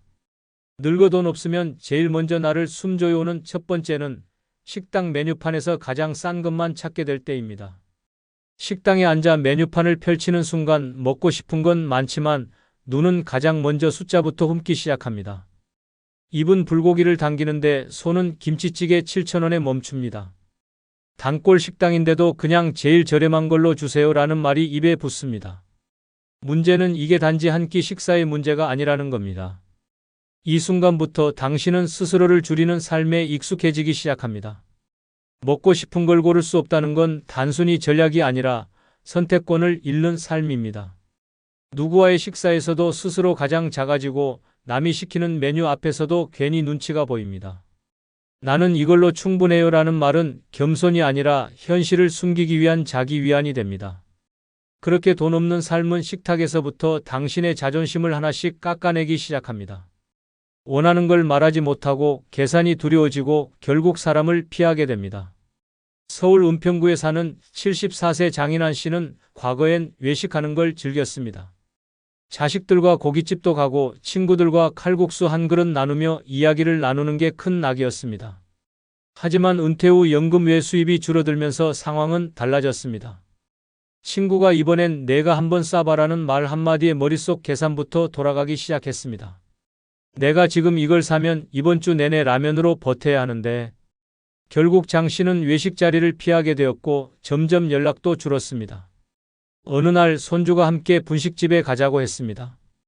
평소 좋아하던 돈가스가 먹고 싶었지만 3,000원 더 저렴한 떡볶이를 고르며 이렇게 말했습니다. 할아버지는 이게 더 좋아. 손주는 웃으며 먹었지만 장 씨는 속으로 자책했습니다. 왜 나는 내 입맛 하나도 마음대로 못 챙기나. 그날 이후 그는 식사 자체가 부담스러워졌다고 말합니다. 이처럼 돈이 없다는 건 단순히 식비를 아끼는 게 아닙니다.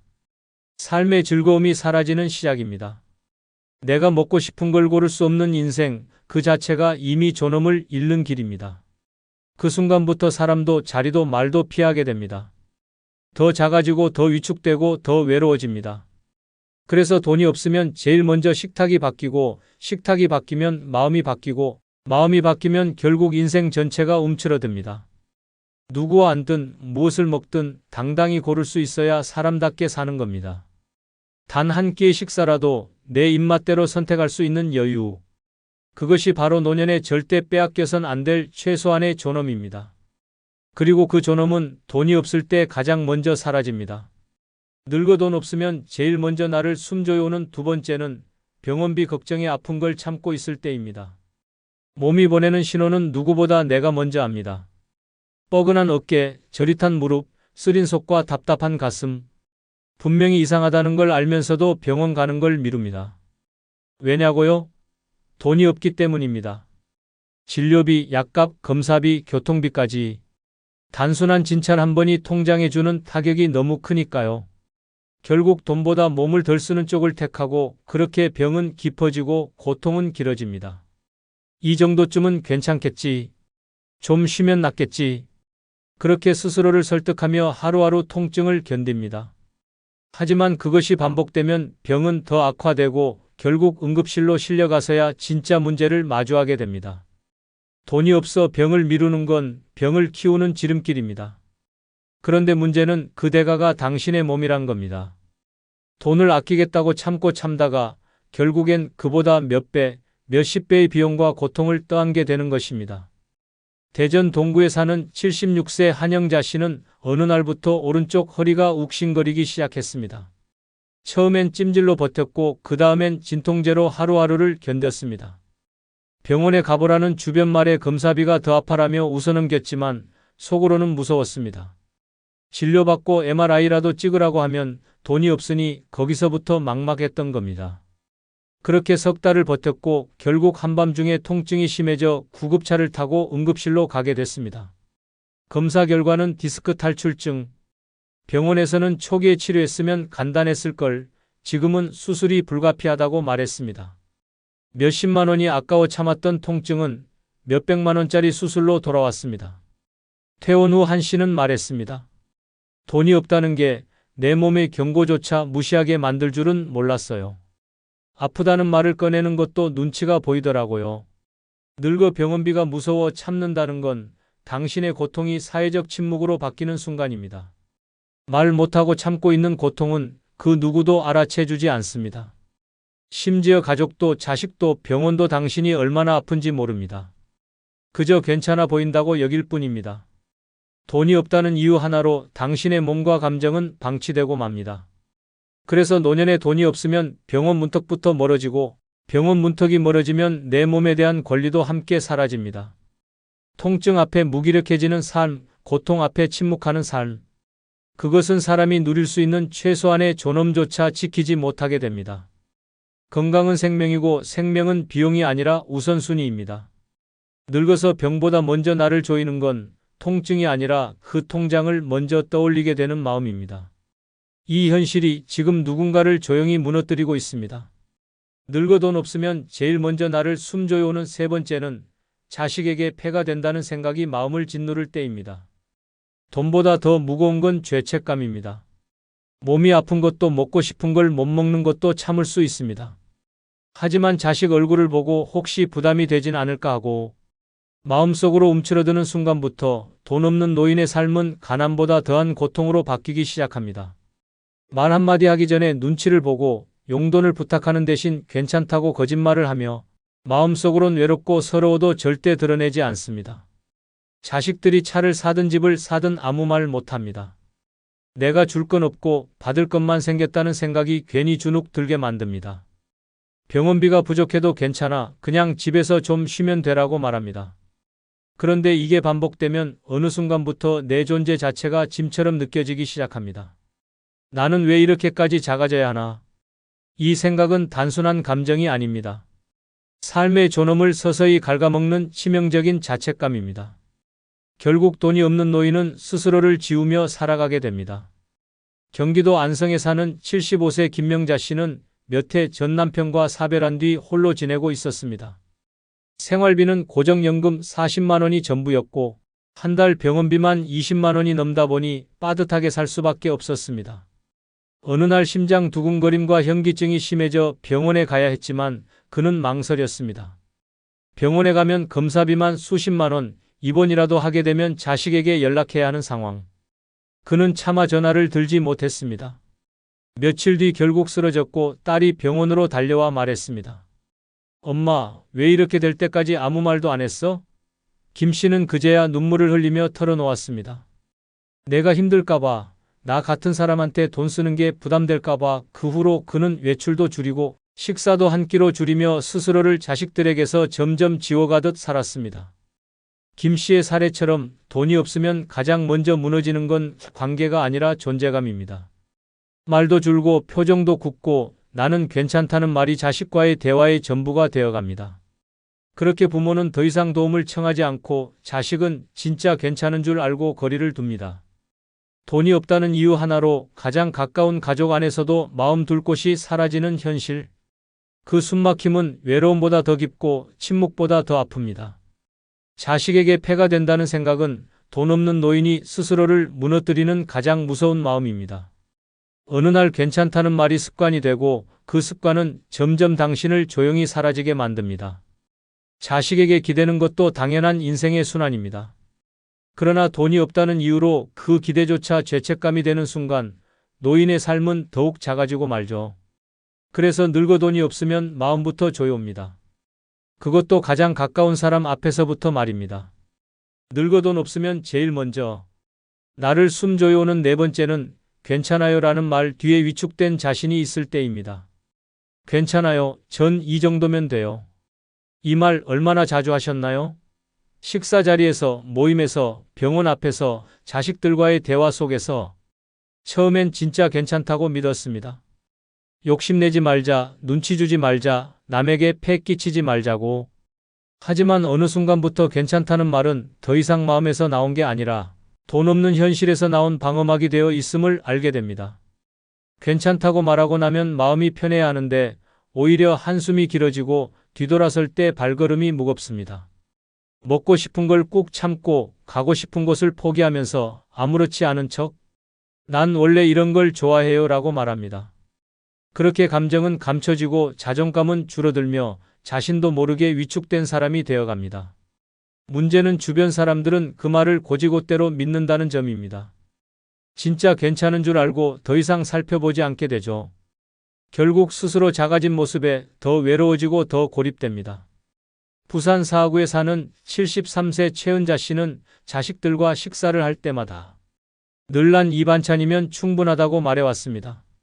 비싼 음식은 부담될까봐 식당 가자 하면 집밥이 좋아라며 말을 돌렸습니다.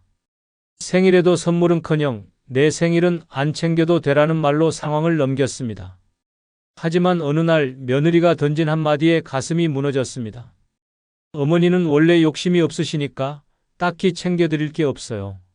그 말을 듣고 최 씨는 밤새 잠을 이루지 못했습니다. 내가 그렇게까지 없는 사람처럼 비쳤나? 내가 너무 참았나? 하는 자책이 밀려왔습니다. 그리고 깨달았습니다. 괜찮다는 말을 가장 많이 하는 내가 사실은 가장 많이 위축된 사람이었다는 걸. 그 후 최 씨는 변했습니다. 자식들과 외식할 땐 원하는 메뉴를 고르고 생일엔 작은 케이크라도 함께 나누자고 먼저 말했습니다. 이젠 괜찮다는 말 덜 하기로 했어요. 왜냐하면 진짜 괜찮지 않거든요. 그렇게 한마디씩 꺼내자 자식들의 반응도 달라졌고 가족들 속에 있던 최 씨의 존재감도 다시 살아났습니다. 괜찮아요라는 말은 어른스러운 태도가 아니라 자신을 숨기는 습관이 될 수 있습니다. 특히 돈이 없을 때 그 말은 더 자주 더 많이 나오게 되죠. 그 뒤에는 말 못할 불편함, 계산을 먼저 따지는 습관, 그리고 점점 줄어드는 내 감정의 크기가 숨어 있습니다. 늙어 돈이 없으면 말조차 진심을 담지 못하게 됩니다. 그래서 괜찮다는 그 말이 어느 순간부터 가장 서글픈 거짓말이 되어버립니다. 노년의 자존감은 말 한마디에서 시작됩니다. 더 이상 스스로를 줄이지 마세요. 정말 괜찮은 사람은 괜찮다고 하지 않아도 당당히 느껴지는 법입니다. 그리고 그 시작은 괜찮아요라는 가면을 벗는 것입니다. 늙어 돈 없으면 제일 먼저 나를 숨 조여오는 5번째는 각종 모임에 초대받고도 핑계를 대며 못 갈 때입니다. 예전엔 누가 부르면 제일 먼저 달려갔습니다. 점심 모임이든 동창회든 경조사든 사람들과 함께 있는 시간이 즐거웠습니다.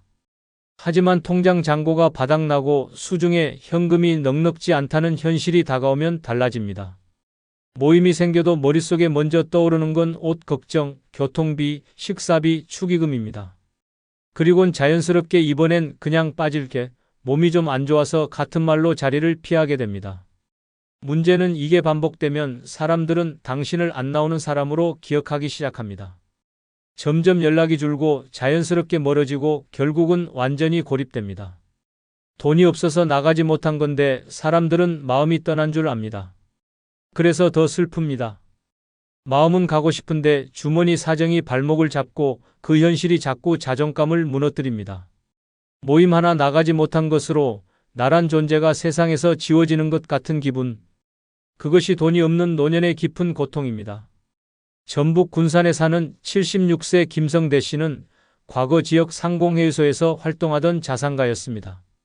하지만 사업 실패 후 월세 단칸 방에서 기초연금으로 생계를 이어가는 처지가 되었습니다.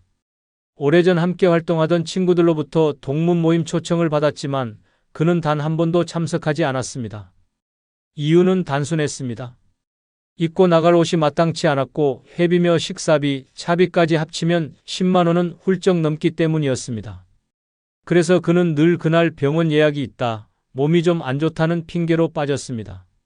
시간이 지나면서 그는 어느새 연락 명단에서도 사라졌고 모임 사진 속엔 익숙한 얼굴들만 남았습니다. 그는 혼잣말처럼 중얼거렸습니다. 내가 그 모임을 싫어한 게 아니야. 그냥 가진 게 없어서였지. 그리고 조용히 말했습니다. 외로움보다 서러운 건 가고 싶은데 못 가는 내 사정이었어요. 이처럼 늙어서 돈이 없으면 나가는 게 부담이 되고 안 나가는 건 죄책감이 됩니다. 사람들과 웃고 떠들던 시간이 부담이 되는 순간부터 관계는 조용히 끊어집니다. 사람은 혼자 살아갈 수 없는 존재입니다. 특히 노년의 관계는 삶을 지탱해주는 마지막 줄기일 수 있습니다. 하지만 돈이 없으면 그 줄기마저 스스로 끊게 되는 겁니다. 나는 그런 자리가 불편해서 안 간다는 말 뒤에는 사실은 돈이 없어서 못 간다는 진짜 이유가 숨어 있습니다. 그 순간부터 당신의 존재는 모임 밖으로 밀려나고 세상과의 끈도 하나씩 잘려나갑니다. 그래서 늙어 돈이 없으면 가장 먼저 당당함을 잃고 그 다음엔 사람들과의 연결이 끊어집니다. 조용히 그러나 잔인하게 나를 조여오는 현실입니다. 늙어 돈 없으면 제일 먼저 나를 숨 조여오는 6번째는 아프면 끝이라는 생각이 머리를 떠나지 않을 때입니다. 젊었을 땐 병이 와도 두렵지 않았습니다. 병원 갈 돈이 있었고 옆에서 도와줄 사람도 있었고 회복할 체력도 있었습니다. 하지만 늙어 돈이 없는 순간부터 병은 곧 인생의 종지부처럼 느껴집니다. 아프다는 감각이 들자마자 머릿속에 먼저 떠오르는 건 치료보다 비용이고 간병보다 민폐입니다. 그래서 조용히 혼잣말처럼 되뇌게 됩니다. 이제 아프면 진짜 끝이다. 단순한 통증도 불안감으로 번지고 검진 결과 기다리는 동안엔 심장이 벌렁거립니다. 병명보다 무서운 건 이제 어떻게 하지? 라는 공포입니다. 보험도 다 해지했고 자식에게 손 벌릴 형편도 안 되고 통장 잔고는 몇만 원. 그때부터 마음속에서 병은 돌이킬 수 없는 낭떠러지처럼 자리 잡습니다. 나를 돌볼 여유가 없으니 그냥 버티다 죽는 수밖에 없다는 냉정한 현실 인식이 머릿속을 지배합니다. 이 공포는 단순히 육체의 고통이 아닙니다. 내가 쓰러졌을 때 나를 지켜줄 아무것도 없다는 절망감, 그게 돈 없는 노년에게 가장 조용하고 잔인하게 다가오는 숨막힘입니다. 그래서 늙어 돈이 없으면 병보다 병을 생각하는 마음이 먼저 나를 갉아먹기 시작합니다. 광주 북구에 사는 77세 임정애 씨는 몇 달 전부터 숨이 가빠지고 가슴이 조이는 증상이 반복됐습니다. 병원에 가자니 검사비와 약값이 걱정됐고 아무도 돌봐줄 사람이 없었기에 병이 커질까 봐 더 두려웠습니다. 결국 참다가 한밤중에 쓰러졌고 다음날 오후가 되어서야 우편 배달부가 발견해 119에 신고했습니다. 병명은 신부전. 조기 진단을 받았더라면 약물로 관리가 가능했지만 상태가 악화되어 장기 입원이 필요하다는 말을 들었습니다. 그러나 입원비가 부담돼 일주일 만에 퇴원했고 임 씨는 스스로 말합니다. 이젠 아프다는 생각이 들기만 해도 공포예요. 그냥 이대로 가는 수밖에 없겠구나 싶을 때가 많아요. 이처럼 돈이 없으면 병을 앓는 게 아니라 병을 두려워하는 삶이 시작됩니다. 그 두려움은 고통보다 더 깊게 들어와 마음을 누릅니다. 잠자리에 들기 전 내가 오늘 밤에도 멀쩡히 일어날 수 있을까 하는 불안감. 누가 무심코 괜찮으세요? 하고 물으면 속으로 대뇌는 아니요. 하나도 안 괜찮아요 라는 외침. 그 모든 것이 돈이 없기 때문에 생긴 공포입니다.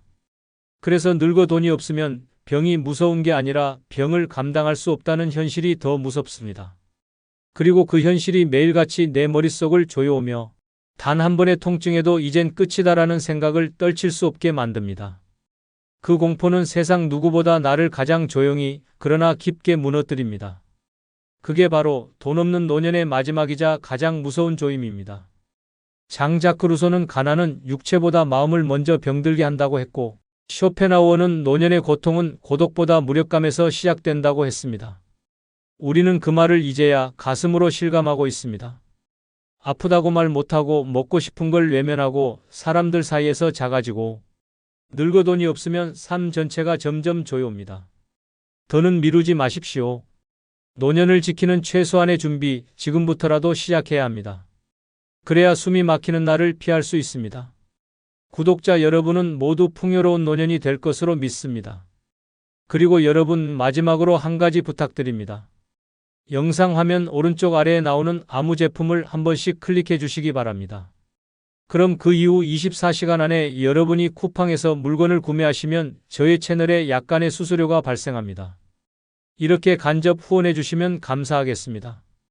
벤자민 프랭클린은 외모는 문을 열고 인격은 그 자리에 머문다고 했고 조지 오웰은 가난이 존엄을 앗아가듯 무심한 외모는 자존을 앗아간다고 말했습니다. 장자크 루소도 외면이 흐트러진 사람은 내면도 쉽게 무너진다고 했습니다. 이 나이에 외모가 뭐가 중요해요? 그렇게 말하던 한 여성이 있었습니다. 그런데 어느 날 동창 모임에서 들려온 말 한마디가 뼈를 때렸습니다. 누구세요? 못 알아봤어요. 그날 이후 그녀는 거울을 보며 울었습니다. 내가 너무 스스로를 놓았구나. 사람들은 늙을수록 내면이 중요하다고 말하지만 현실은 다릅니다. 외모는 곧 자신감이고 대우이고 존재감입니다. 오늘은 왜 나이 들어서도 외모가 결코 포기해서는 안 되는 이유 6가지 낱낱이 말씀드리겠습니다. 무조건 끝까지 시청하시기 바랍니다. 구독, 좋아요, 알림 설정 꾹 눌러주시면 시작하겠습니다. 나이 들어 외모가 중요한 첫 번째 이유는 사람들은 생각보다 겉모습에 먼저 반응하기 때문입니다. 중요한 건 마음이지 겉모습이 뭐가 중요하냐고 말하는 사람들이 있습니다. 하지만 현실은 그렇지 않습니다. 사람들은 무의식 중에 먼저 외모를 쓱 보고 그 사람의 성격, 태도, 경제력, 심지어 신뢰할 수 있는지까지 판단해버립니다. 이건 비난할 수 있는 성향이 아니라 인간 본능에 가까운 반응입니다. 그리고 그 반응은 나이가 들수록 더 냉정해집니다.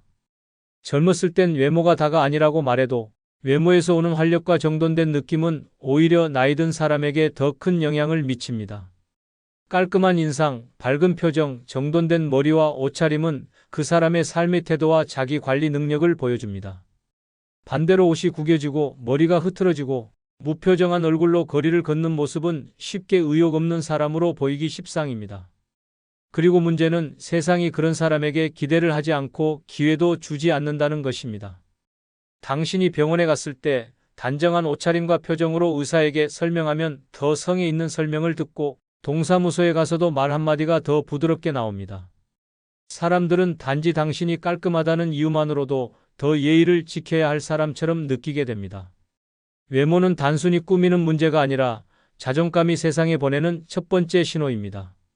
서울 양천구에 사는 69세 김미정 씨는 어느 날 버스를 탔다가 속상한 경험을 했습니다. 손잡이를 잡기도 힘들 만큼 몸이 안 좋은 날이었지만 아무도 자리를 양보해주지 않았습니다. 옆자리 아주머니가 작게 말했습니다. 요즘 사람들은 앉을 수 있는 사람이 먼저 앉는 거래요. 그 말을 듣고 김 씨는 생각했습니다. 내가 너무 흐트러진 모습으로 다녔나? 그날 이후 그는 헤어스타일을 정돈하고 밝은 색 블라우스를 꺼내 입고 얼굴에 미소를 띠기 시작했습니다. 그 변화는 생각보다 컸습니다. 주변 사람들의 말투가 달라졌습니다. 서울 동작구에 사는 68세 이영순 씨는 마트 계산원에게 무시당한 경험이 있었습니다. 아줌마, 그거 앞에 올려놓고 다시 와요. 말투엔 존중도 배려도 없었습니다. 이 씨는 말합니다. 그날따라 내가 너무 헝클어져 있었거든요. 땀에 젖은 셔츠, 머리는 눌리고 얼굴은 지쳐 보였을 거예요. 아, 내가 나를 방치했으니 사람들이 이렇게 대하는구나 싶었죠.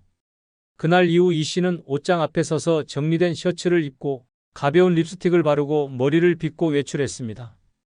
전과 크게 다른 건 없었지만 사람들의 시선이 달라졌고 무심하게 넘기던 직원도 봉투 드릴까요? 하고 웃어주었습니다. 이 씨는 말합니다. 나는 똑같은 사람인데 겉모습만 바뀌었는데 세상이 바뀌더라고요. 이처럼 외모는 남을 위한 게 아니라 나를 위한 보호막입니다. 사람들은 당신이 입은 옷, 얼굴의 표정, 머리카락의 정리 상태, 목소리 톤까지 보고 당신을 판단합니다. 그리고 그 판단은 때론 당신이 말할 기회를 갖기도 전에 이미 내려져 있습니다. 그렇기 때문에 나이가 들수록 외모는 더 중요한 의미를 가집니다. 꾸민다는 건 남보라고 하는 게 아닙니다. 나는 아직 살아있다. 나는 나를 포기하지 않았다는 무언의 선언입니다. 그리고 그 선언은 당신이 세상과 마주할 때 스스로를 지킬 수 있는 첫 무기가 됩니다. 그러니 잊지 마세요. 외모가 전부는 아니지만 외모는 시작입니다. 사람들은 생각보다 훨씬 더 먼저 당신의 겉모습에 반응하고 있습니다. 그리고 그 첫 반응이 당신의 말과 존재를 대하는 태도를 결정짓습니다. 두 번째 이유는 외모는 나이 들수록 말보다 더 많은 걸 말해주기 때문입니다. 말로 설명하기 전에 이미 판단이 끝나는 순간 누구나 경험해 보셨을 겁니다. 나는 그런 뜻이 아니었는데, 그냥 피곤해서 그랬던 건데, 그 어떤 해명도 듣기 전에 상대방은 이미 당신의 외모와 표정, 몸짓을 보고 속단을 해버립니다. 이게 바로 외모가 말보다 먼저 말하는 순간입니다. 그리고 나이가 들수록 이 효과는 더 커집니다. 왜냐하면 사람들은 나이 든 이에게 더 많은 상징을 기대하기 때문입니다. 단정한 옷차림이면 저분은 자기관리 잘하시네. 축 처진 어깨와 무표정한 얼굴이면 삶이 무너진 분인가? 그 어떤 말보다 강력한 무언의 메시지가 바로 외모에서 나오는 겁니다. 젊을 땐 꾸미지 않아도 활동성이나 생기로 충분히 커버됐습니다. 하지만 노년기엔 외모가 곧 태도이고 태도가 곧 삶의 자세로 읽힙니다. 특히 나이가 들수록 저분은 어떤 삶을 살아오셨을까? 라는 시선이 먼저 작동합니다. 그리고 그 질문에 가장 먼저 답을 해주는 것이 바로 당신의 외모입니다. 머리카락의 정리 상태, 눈빛의 생기, 피부의 윤기, 옷의 색감 하나까지도 그 사람의 인생 이야기를 대신 전달하게 되는 거죠. 외모가 말보다 먼저 그리고 더 길게 말하기 시작하는 나이가 바로 지금입니다. 전남 순천에 사는 72세 박성희 씨는 수년간 사람들과 어울리지 않고 지내왔습니다. 퇴직 후 마음이 허해지면서 무기력해졌고 꾸미는 걸 의미 없는 일이라 여겼습니다. 그런데 어느 날 구청에서 운영하는 미술교실에 신청에 참여하게 됐습니다. 첫날 옆자리에 앉은 분이 인사를 하며 슬쩍 물었습니다. 혹시 많이 편찮으셨어요? 기운이 없어 보여서요. 그 말이 충격이었습니다. 아프지도 않았고 오히려 기분 좋게 나왔는데 나를 바라보는 시선이 이렇게 다를 수 있구나 싶었죠. 그날 이후 박 씨는 거울을 다시 보기 시작했고 머리를 손질하고 밝은 옷을 꺼내 입었습니다. 불과 일주일 뒤 같은 사람이 말했습니다. 오늘은 정말 다르시네요. 얼굴이 살아났어요. 박 씨는 그 말을 듣고 혼잣말처럼 중얼거렸습니다. 내가 나를 너무 놓고 살았구나. 말도 안 했는데 외모가 다 말해버렸던 거였네. 이처럼 외모는 말보다 빠르고 더 직설적이며 더 많은 걸 보여줍니다. 그리고 그건 단지 타인의 평가만이 아닙니다. 내가 나를 어떻게 대하고 있는지도 외모를 통해 드러납니다. 거울 속 나를 바라볼 때 내가 나에게 무심했는지 애썼는지 나 자신이 제일 잘 압니다. 그 인식 하나가 당신의 삶 전체를 바꾸는 출발점이 될 수 있습니다. 그 누구보다 먼저 당신 얼굴이 당신의 삶을 말하고 있습니다. 말하지 않아도 보이고 설명하지 않아도 느껴집니다. 그렇다면 이제 세상에 말 걸 차례입니다. 거울 속 당신에게 먼저 말 걸어보세요. 오늘 나는 내가 자랑스러울 만한 얼굴을 하고 있는가? 대답이 망설여진다면 지금이 바로 당신의 표정을, 옷차림을, 삶의 태도를 다시 세울 시간입니다. 외모는 거짓말을 못합니다. 그러니 당신을 살아있게 만드는 얼굴부터 다시 시작해보세요. 나이 들어 외모가 중요한 세 번째 이유는 주눅들지 않고 사람을 만날 수 있게 해주기 때문입니다. 사람이 사람을 가장 조심스럽게 대하는 시기는 마음보다 체면이 더 예민해질 때입니다. 그리고 그 시기가 바로 노년기입니다. 젊을 땐 자신감이 외모에서 오지 않아도 활력과 말솜씨로 채울 수 있었습니다. 하지만 나이가 들수록 스스로에게 던지는 질문은 이런 쪽으로 바뀌게 됩니다. 내가 지금 이 자리에 나가도 괜찮을까? 이 얼굴로, 이 차림으로 괜히 분위기 망치는 건 아닐까? 결국 이런 생각이 사람과의 연결을 끊어버리는 첫 단추가 됩니다. 한두 번 모임을 미루고 자리를 빠지면 사람들은 이렇게 말하죠. 요즘 왜 안 나오세요? 하지만 본인은 대답하기 어렵습니다. 사실은 내가 너무 초라해 보여서요. 이 말이 너무 부끄러워 차마 꺼낼 수가 없습니다. 그래서 아프다고 핑계를 대고 바쁘다고 둘러댑니다. 그러나 진짜 이유는 딱 하나입니다. 자신의 외모에 스스로가 위축되었기 때문입니다. 외모는 사람을 대면할 때 눈에 보이는 자존감입니다. 옷차림이 단정하고 얼굴에 생기가 있으면 말투도 당당해지고 자세도 바르게 펴집니다.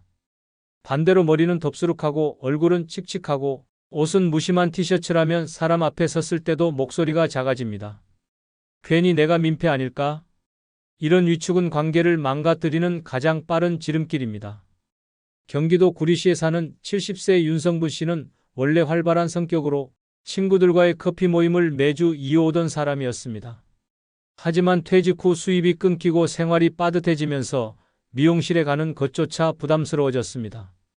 염색을 못하고 머리는 희끗희끗해졌고 옷도 늘 같은 트레이닝복뿐이었습니다. 어느 날 거울을 본 윤 씨는 속으로 중얼거렸습니다. 나 너무 볼품 없어졌네. 그 순간부터 친구들 연락이 와도 오늘은 좀 피곤해라는 말로 넘기기 시작했습니다. 하지만 같은 모임에 친구가 찾아와 말했습니다. 너 왜 갑자기 이렇게 멀어진 거야? 윤 씨는 그제야 조심스럽게 털어놓았습니다. 그냥 내가 나를 보기가 좀 창피하더라고. 친구는 말했습니다. 우리가 널 외모로 보냐? 그래도 널 좋아하는 내가 사라지는 건 너무 아쉽지 않니? 그날 이후 윤 씨는 중고 옷가게에서 저렴한 블라우스를 몇 벌 샀고 동네 미용실에서 간단한 커트를 하고 다시 모임에 나갔습니다. 놀랍게도 친구들의 반응이 달라졌습니다. 와, 얼굴이 확 살아났네. 요즘 기분 좋아 보여. 윤 씨는 웃으며 말했습니다. 내가 아니라 나를 다시 꺼낸 기분이야. 이처럼 외모는 사람 앞에서 당당해질 수 있는 최소한의 무기입니다. 누군가와 마주 앉았을 때 시선을 피하지 않고 마음을 열 수 있게 만드는 출발점이 바로 거울 속 나입니다.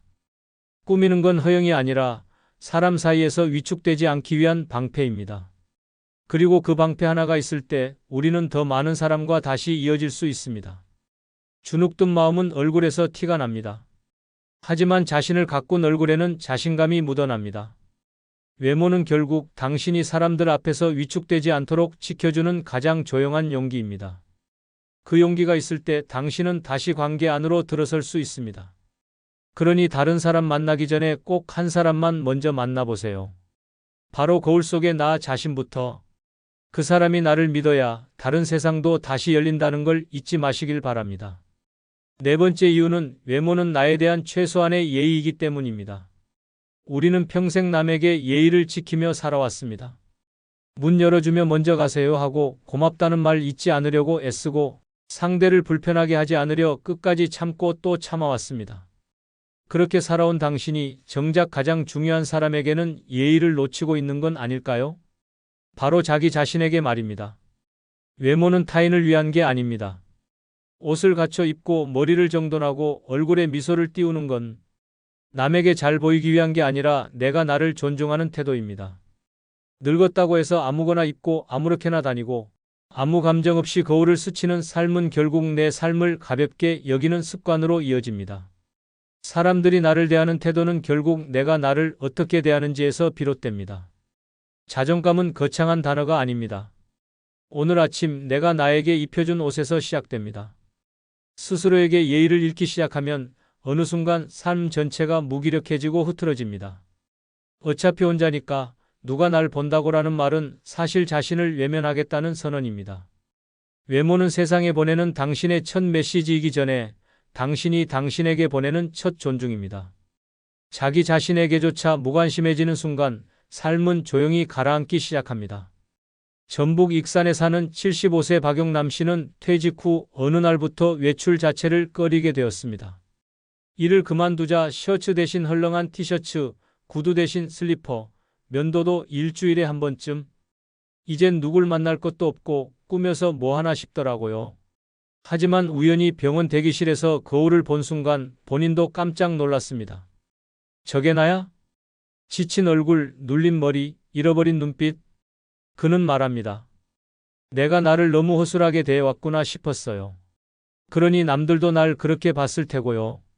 그날 이후 그는 매일 아침 셔츠 단추를 잠그고 머리를 빗고 얼굴에 미소를 띄우고 거울 앞에 섭니다. 누가 보든 안 보든 이제 나는 나에게 예의 차리고 삽니다. 그 변화는 생각보다 컸습니다. 아파트 경비원도 요즘 얼굴 좋아지셨다고 말했고 마트 직원도 오늘 기분 좋아 보이시네요 라고 건넸습니다. 그리고 박 씨는 조용히 웃었습니다.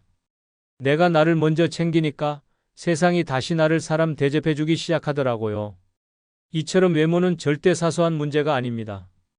당신이 당신을 어떻게 생각하는지를 보여주는 거울 같은 존재입니다. 늙었다고 무너지는 건 주름 때문이 아니라 나 스스로를 아무렇게나 대하기 시작했기 때문입니다. 스스로에게 건네는 최소한의 존중. 그 출발점은 거울 앞에서, 옷장에서, 아침의 단추 하나에서 시작됩니다. 오늘 하루 내게 어떤 태도를 건넸는지 돌아보십시오.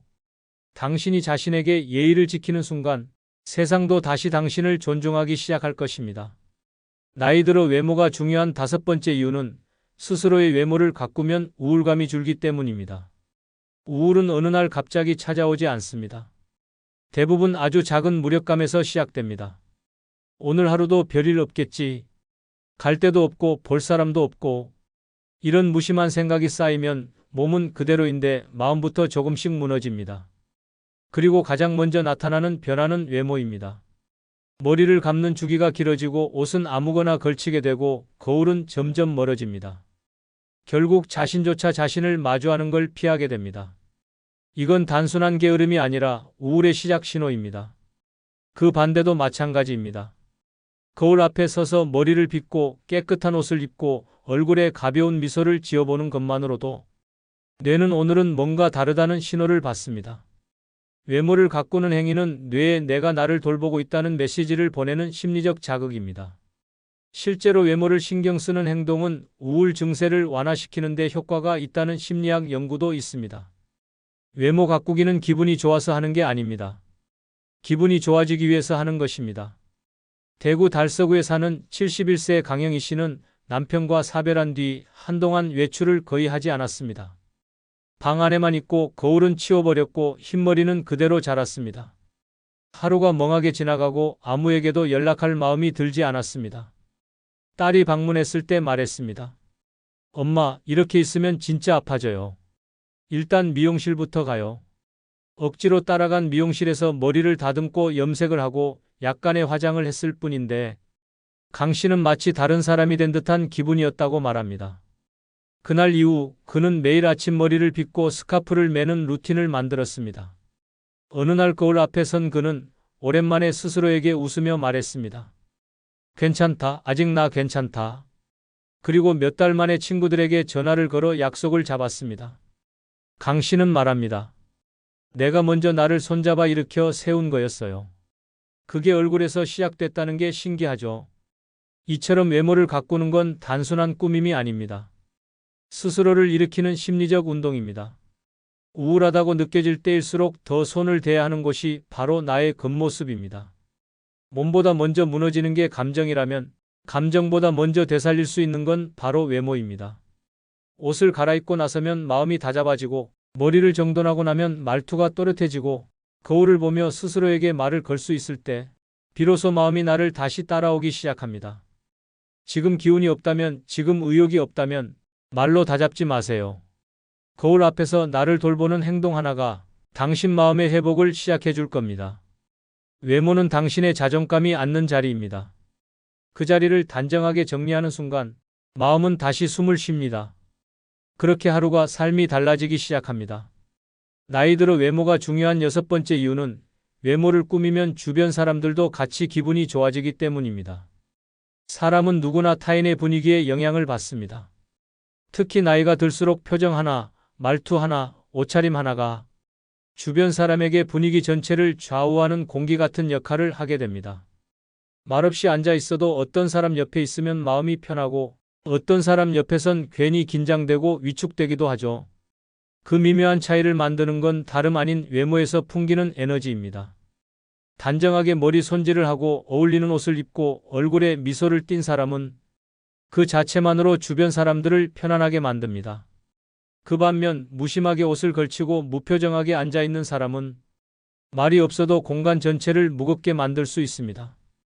외모는 단지 나를 위한 게 아닙니다. 함께 있는 사람을 위한 배려이기도 합니다. 가족들과 외출할 때도 마찬가지입니다. 어머니가, 아버지가 깔끔하고 밝은 인상으로 나서면 자식들도 어깨가 펴집니다. 함께 사진을 찍을 때도, 식당에 앉을 때도 우리 엄마 멋지지? 우리 아버지 당당하시지? 그런 마음이 피어나기 마련입니다. 서울 구로구에 사는 73세 조순자 씨는 손주 돌잔치에 가기 위해 백화점에서 스카프를 하나 샀습니다. 자신을 위해 옷을 산 건 10년 만이었습니다. 딸은 그냥 편한 옷 입으셔도 돼요 했지만 조 씨는 말했습니다. 오늘은 내가 주인공은 아니지만 내가 손주를 축하해주는 얼굴이잖니. 행사 당일 깔끔한 블라우스에 포인트 스카프를 맨 조 씨는 사진 속에서 누구보다 밝고 당당해 보였습니다. 그 모습을 본 사위는 말했습니다. 어머니, 오늘 진짜 화사하세요. 보는 사람 기분까지 좋아져요. 그날 이후 조 씨는 깨달았습니다. 내가 꾸미는 게 나만 좋으라고 하는 게 아니었구나. 내가 나를 잘 챙기면 주변 사람도 기분 좋아진다는 걸 처음 느꼈어요. 이처럼 외모는 사람 사이의 정서적 온도를 조절하는 감정의 장치입니다. 특히 가족이나 가까운 이들과 시간을 보내는 노년기에 내가 웃고 밝아 보일수록 그 옆 사람들의 정서도 함께 따뜻해집니다. 반대로 내가 지쳐 보이면 말없이도 걱정을 퍼뜨리게 됩니다. 내가 먼저 빛나는 사람이 되면 내 곁에 있는 사람도 더 편안해집니다. 외모는 단순한 꾸밈이 아니라 내가 사랑하는 사람에게 전할 수 있는 가장 조용한 선물입니다. 그러니 이렇게 생각해 보세요. 오늘 내가 고른 이 옷이, 내 미소가, 내 표정이 누군가의 기분 좋은 하루를 만들어줄 수 있다고. 그렇게 꾸며진 외모는 단순한 이미지가 아니라 사랑과 존중을 나누는 또 하나의 방법이 됩니다. 오늘 당신이 입은 옷이 누군가에게는 기억에 남을 따뜻한 장면이 될 수 있습니다. 지금 거울을 보며 한번 웃어보세요. 당신의 그 웃음이 누군가에게도 전해질 테니까요. 구독자 여러분, 나이가 들수록 외모는 단순한 이미지가 아니라 존중받는 입장권이 됩니다. 보이는 태도가 당신을 말해주고 그 태도는 말보다 빠르게 사람을 설득합니다. 세상이 나를 존중하길 원한다면 내가 먼저 나를 가꿔야 합니다. 끝으로 주변의 소중한 분들에게 많은 영상 공유 부탁드립니다. 감사합니다.